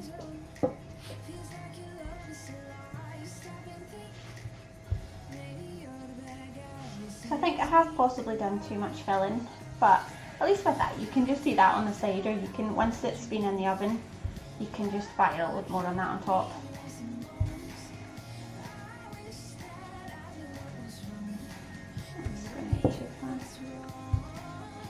Yeah, so I mean you could double up this recipe and make 8 of them if you wanted, and then keep them, you could have them all cooked and ready and then just keep them and heat them up as and when you want to eat them. Or obviously if there are more of eating them, then you've got plenty. It looks a bit weird with that, with the herbs in the middle. But it'll taste nice, so that's the main thing. And then we want, again, another load for the middle.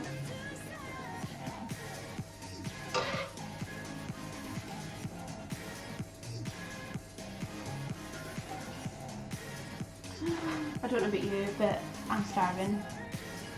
And I'm really looking forward to eating this for my lunch.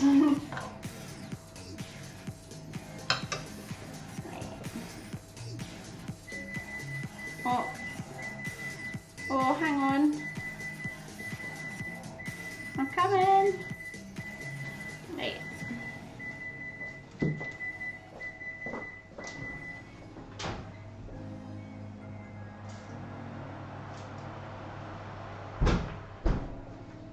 I can show you the gingerbread now. I mean, look at that. Yum. Hold on, I'll show you that better. Yeah, that looks better from that angle, I think, doesn't it? I mean, look at that. So that's dessert sorted. So I'm just going to leave this aside and let it cool.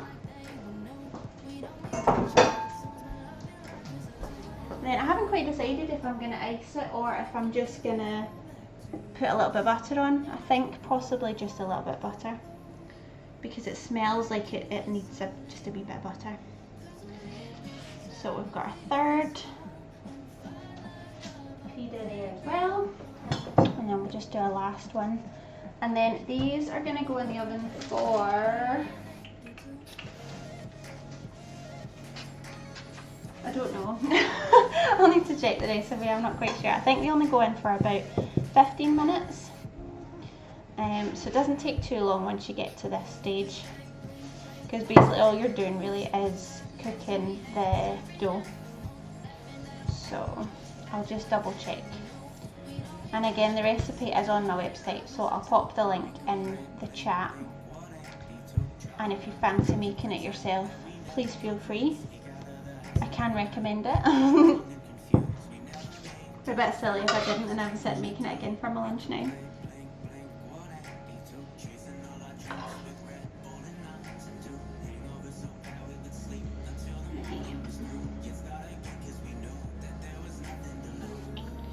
Okay. And then the last one of pinching it all together.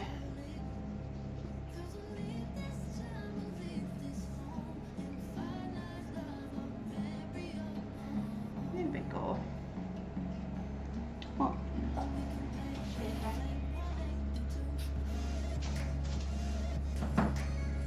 So I'll bring this over now, you can see them maybe a bit better here.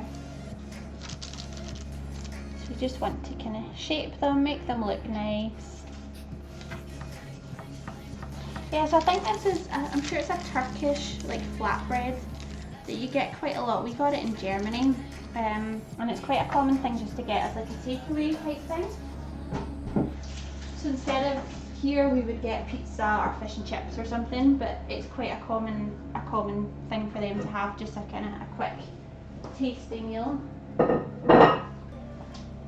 So I think that's them without the cheese. We're nearly there. And then I've now got flour everywhere. So I'll give this a quick wait.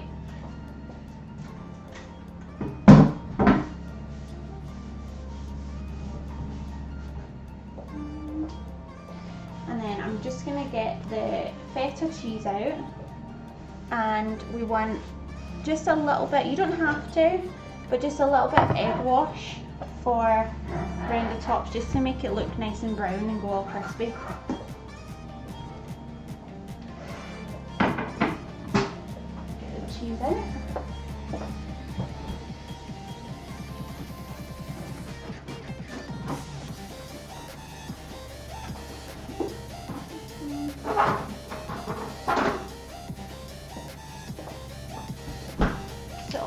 Got feta and an egg. Let's do the feta first.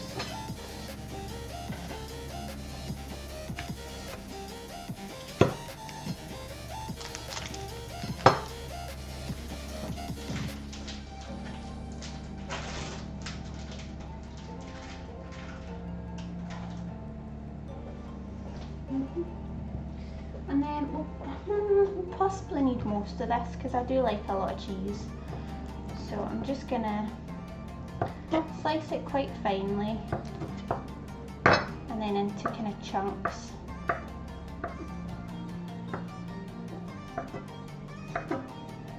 That I can then just kind of tuck into the little bits.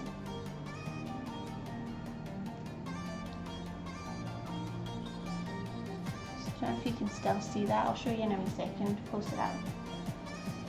And then that's just going to melt over the top of the veg. And that's really what gives this whole thing all its taste.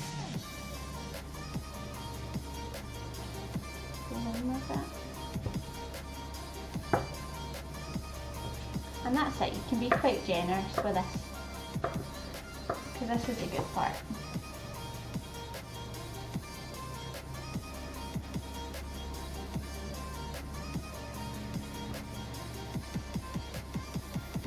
I think that'll do. So I'll keep that for something else.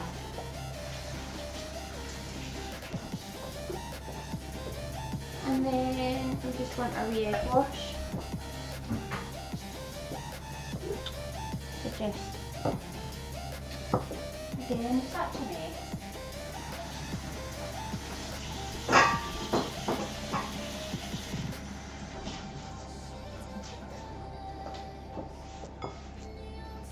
No, that's true, you can never have enough cheese.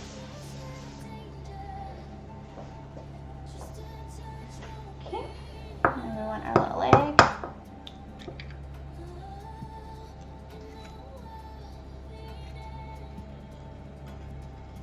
To help if I didn't get a bit of shell in it.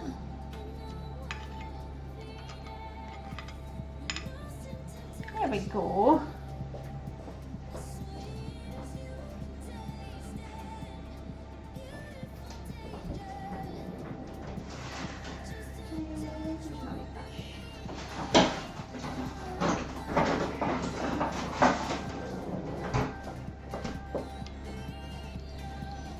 Just kind of want to mix that together. Oh, right. So that's kind of mixed-ish together, just with a wee brush. And then I can brush just round the tops. So even if I do this, I can show you it on the actually do it here, and then you can maybe see it a wee bit better. Better. So you don't want to drown it in the egg, but you just want a wee bit around the sides so that it'll go nice and brown. Oh, for goodness sake. The cheese is coming with it. And then once I've done this, I'll double check the recipe and see how long it actually goes in the oven for.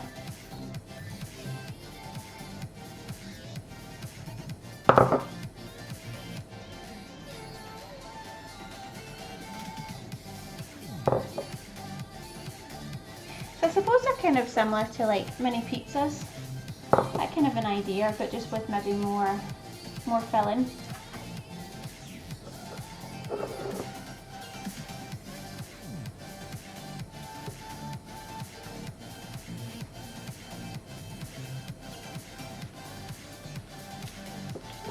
That'll just about do. Yeah, I think that looks like enough.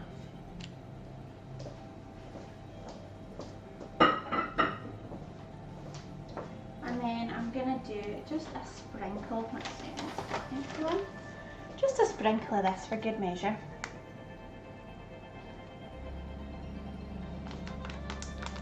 Oh, somebody's out using the dry weather to cut the grass. Here we go. This looks so good.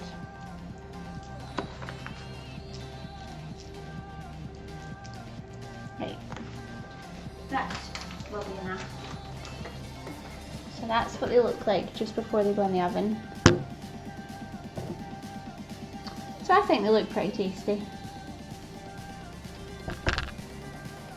And then I'm gonna double check the recipe just to see how long they're supposed to go in for. I think it's 15 minutes, but I'm not 100% sure. And obviously the bit of the recipe that I've got here doesn't actually tell me. Right.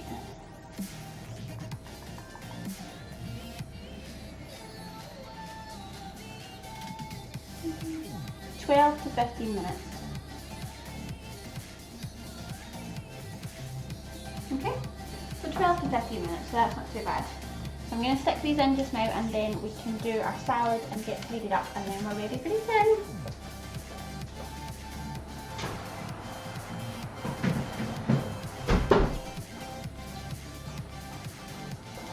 As soon as I opened the oven, all you could smell is ginger, which is nice, but it's not really what you want to put your pizzas into, but oh well. Right, I'm going to tidy up a wee bit now.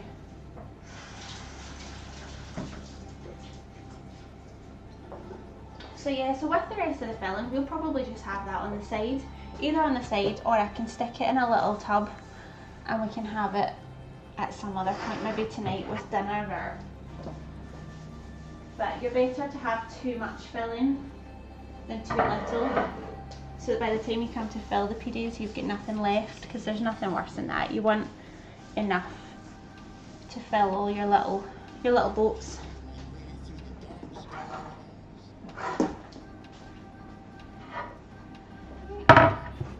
And then with this, I think I'm just going to do quite a simple salad with some cucumber, some radish, and maybe some lettuce.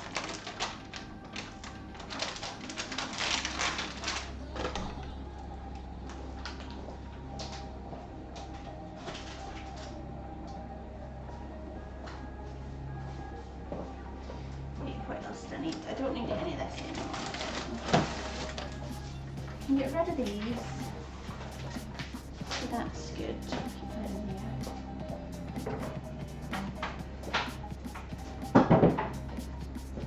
And I've got some coriander as well, just to stick on the top of the the pides when they're ready. I couldn't quite decide what herb should go on top, but I'm a big fan of coriander, so I'll quite happily put that on anything.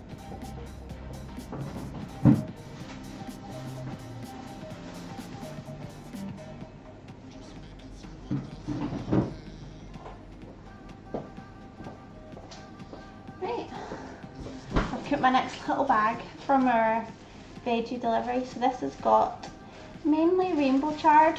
Hold on, I think I've got another one.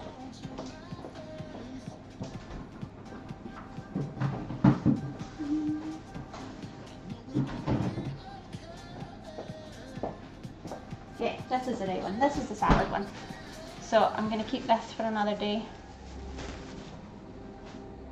And we'll use the salad one.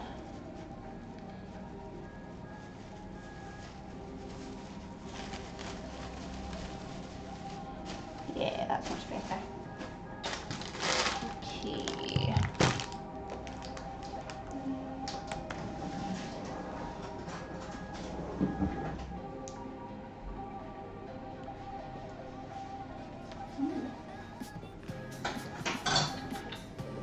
Right.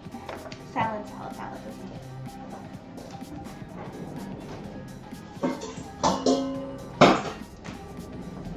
As I said, I think I've now used all of my bowls that I own. So I'll have lots of dishes to do later on, so that's good fun. I know I don't have an apron on. I realised halfway through that I probably should have put an apron on, but I feel like it's a bit late now, so I'll put one on the next time. And I'm not done too badly. I thought with all the flour and stuff I'd be in a complete mess by now, but it's just the worktops, so I was lucky today. But yeah, next time definitely going to put an apron on. It's just safer.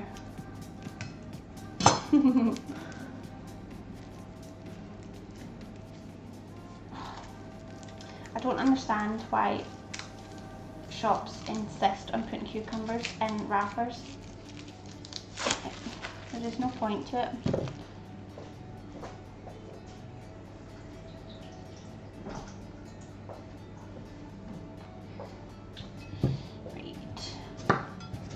I'm just going to do a really simple, quick salad. I mean, you don't really need a salad with this because you've got so much veg in them, but I quite like just having something kind of fresh on the side. So we'll have this and the filled pides and our yogurt dip, and then a bit of gingerbread to go with. And I'm quite excited about that. I just saw it again when I was putting the dishes over and it looks amazing.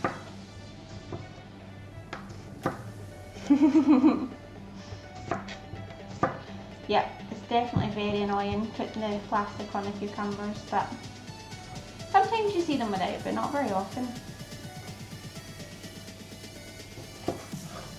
So I'm just going to fill up my bowl. Normally if the salad was a main part of the dish I would make it a bit more interesting, but because it's just a kind of a little side bit, this should be fine. I think that'll do.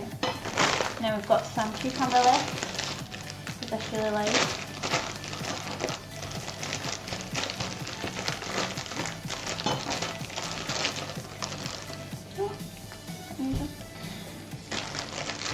And then some of these radishes. I really like radishes, mainly I think just because they make a salad a lot more colourful.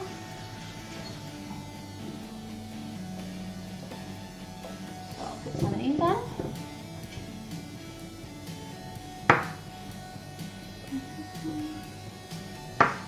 But yeah, I'm glad this is what time are we at? Yeah, I'm glad they're nearly ready because I am starving.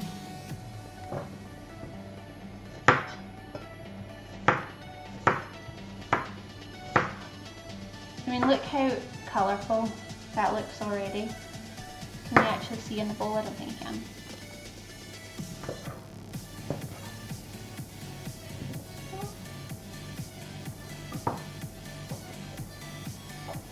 I mean, you just look at that. How nice is that? And that's literally just the radishes. I just think they make it look so much nicer. Plus, they're quite tasty too.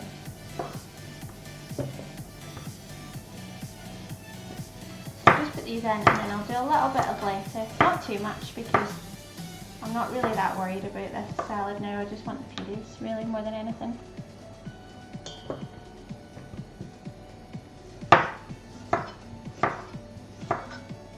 Plus the gingerbread. I think that's what I'm most excited about. I could probably just forget the pides completely and just have the gingerbread.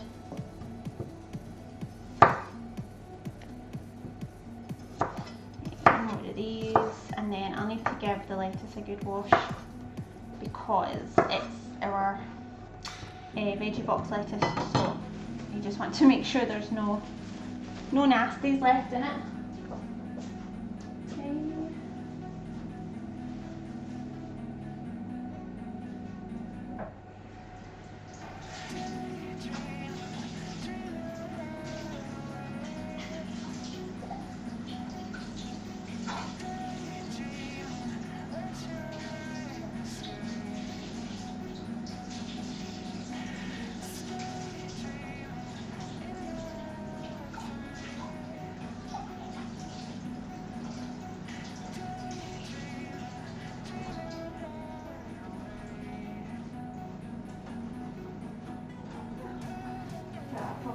Green.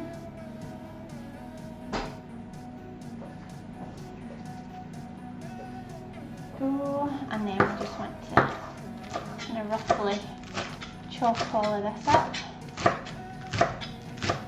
And then I'm just going to make a really simple dressing with my herbs, some oil and some vinegar, and that'll do us. Like I said, it's more just a kind of a garnish at this stage. Put that in the fridge.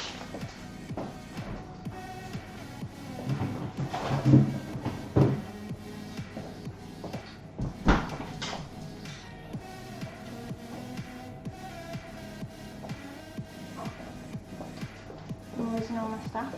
Right. And then just got some white wine vinegar. Just a kind of a glug.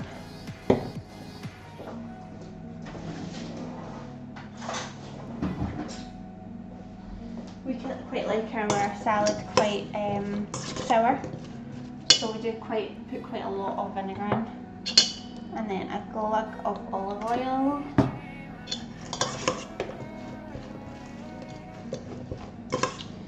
And then just again the one bag I can't get it to open. There we go. And then just a sprinkling of the herbs. And give it a good mix. Can you see that? I mean, how nice does that look? Nice and colourful.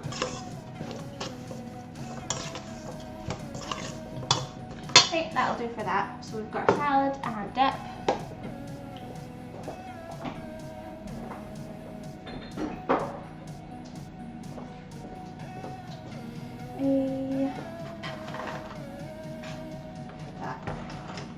Get rid of that later on.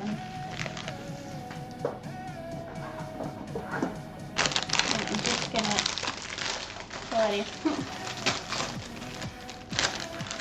just get some of this coriander ready.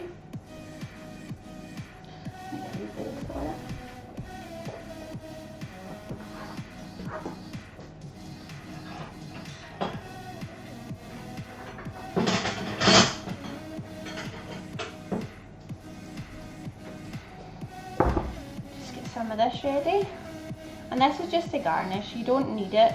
If you don't like coriander, you could use something else, like some basil or some parsley or something on top, but I love coriander, so I'm quite happy to put it on pretty much everything.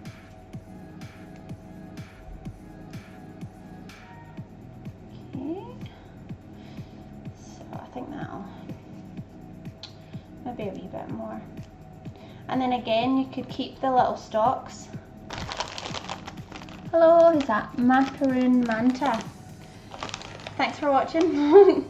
Yeah, so if you wanted, you could stick your stalks in the little bag with all the kind of veg extras with your kale stalks and stuff.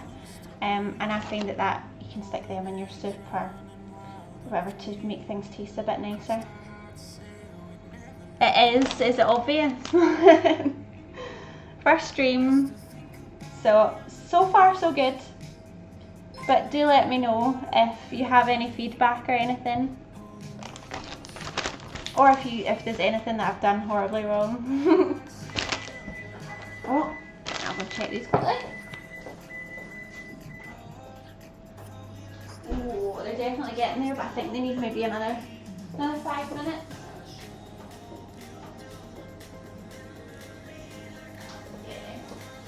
Right, so while we're waiting for that, what I can do is I can show you. Oh, thank you. I'll show you the gingerbread now.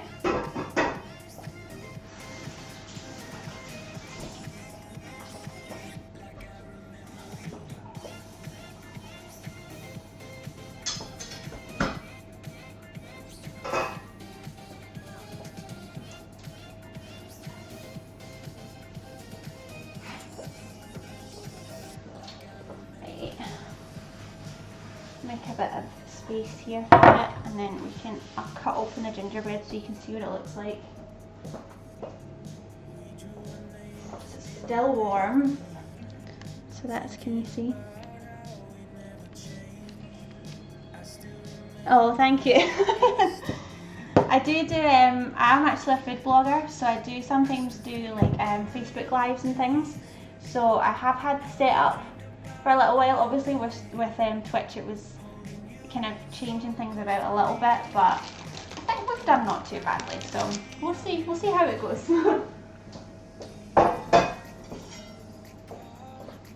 Right, yum. Now I'm so excited about this.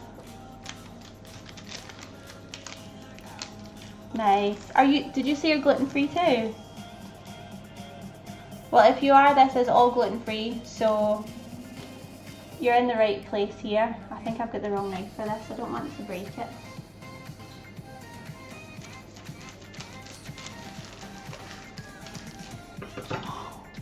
Yeah, look at that. Can you see that?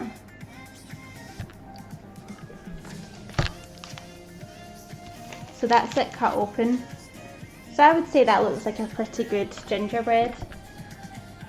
Oh, you have celiac. See, I'm just gluten intolerant. I've got IBS and gluten's one of my triggers. So I've been gluten free for about, about 4 years now. But I've got celiacs in the family, so I know what it's like. It's not the easiest, but this is all gluten free, so you can copy all of this, and it should hopefully taste quite nice. So I'm going to cut up a couple of bits, and then we're ready for dessert when we finish our pizzas. Oh, I think I need to take a picture of that. That looks so good. And it smells really, really nice. It does smell a bit like Christmas, which is kind of slightly off-putting, but I'll take it. I love the smells of Christmas. So, right, I'm going to pop this over to the side, and then we can get our plates ready to start dishing up, because I am so hungry now.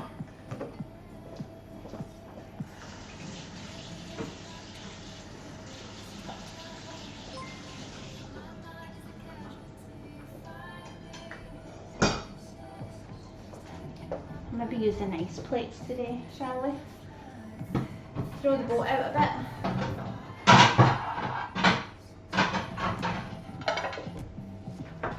Okay.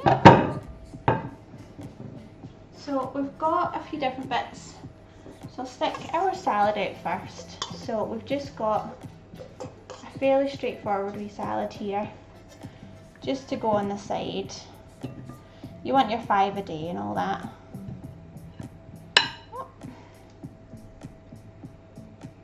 Go.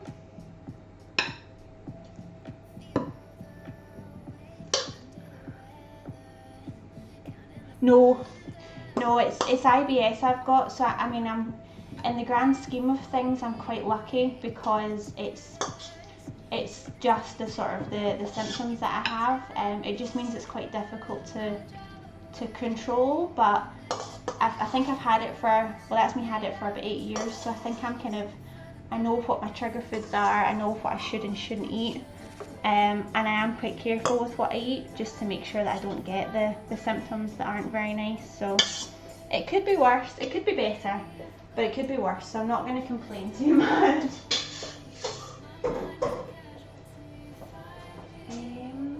Right, so that's them ready, and then I've got, yeah, definitely, that's it. I think it's, once you kind of live with it for a wee while, you get used to knowing what you can and can't eat and all that kind of stuff. So it does get easier, but it's not easy to begin with. It's cross-contamination, yeah, that's the worst, because so many people don't really understand that that's a big part of it, especially for celiacs, that it's not something they even think about, because for them, they don't ever have to worry about it, but obviously for people with celiac, it can be really, really dangerous. So that's kind of what my blog's trying to do. It's trying to gain awareness and get people talking about it, and to kind of see that it's not something to be embarrassed about, because so many people have different things like that we all suffer with, that it's just trying to make it a bit more normal, and to get restaurants and other people understanding it and taking it seriously, so that people who do have celiac or IBS or whatever, that we're able to go out and enjoy food as well. It's not, we shouldn't have to feel like we can't enjoy food because we have these problems that we didn't pick that we just have to live with, but we should still be able to enjoy food, because I don't know about you, but I am a huge food fan. Like, food is the one and only kind of. I'll show you that quickly. That's our yogurt dip. So I'm just going to put a little bit on the side, and that's basically just so that we can dunk our pides, like the little end bits that will go hopefully nice and crispy, and we'll dip them in the yogurt at the end. And stick these over to the side, and hopefully our pides will be really marvellous. I don't know if you can see the extent of the mess in here now. What's a Discord server? I've not heard of that before, but it sounds interesting.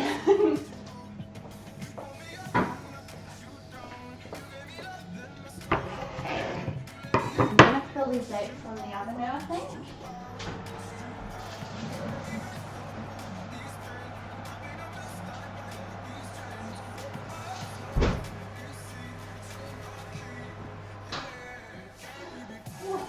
It's gone very warm in here now.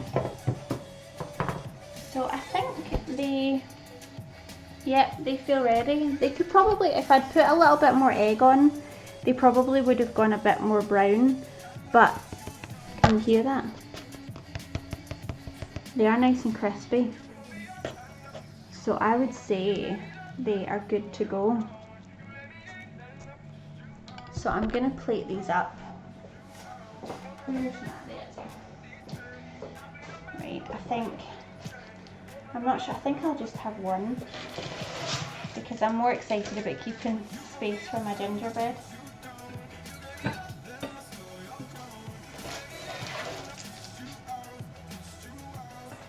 And then we've got one there, and then we've got one each for another time.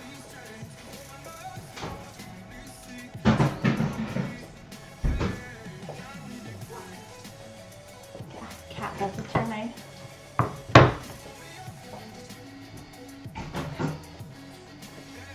Okay.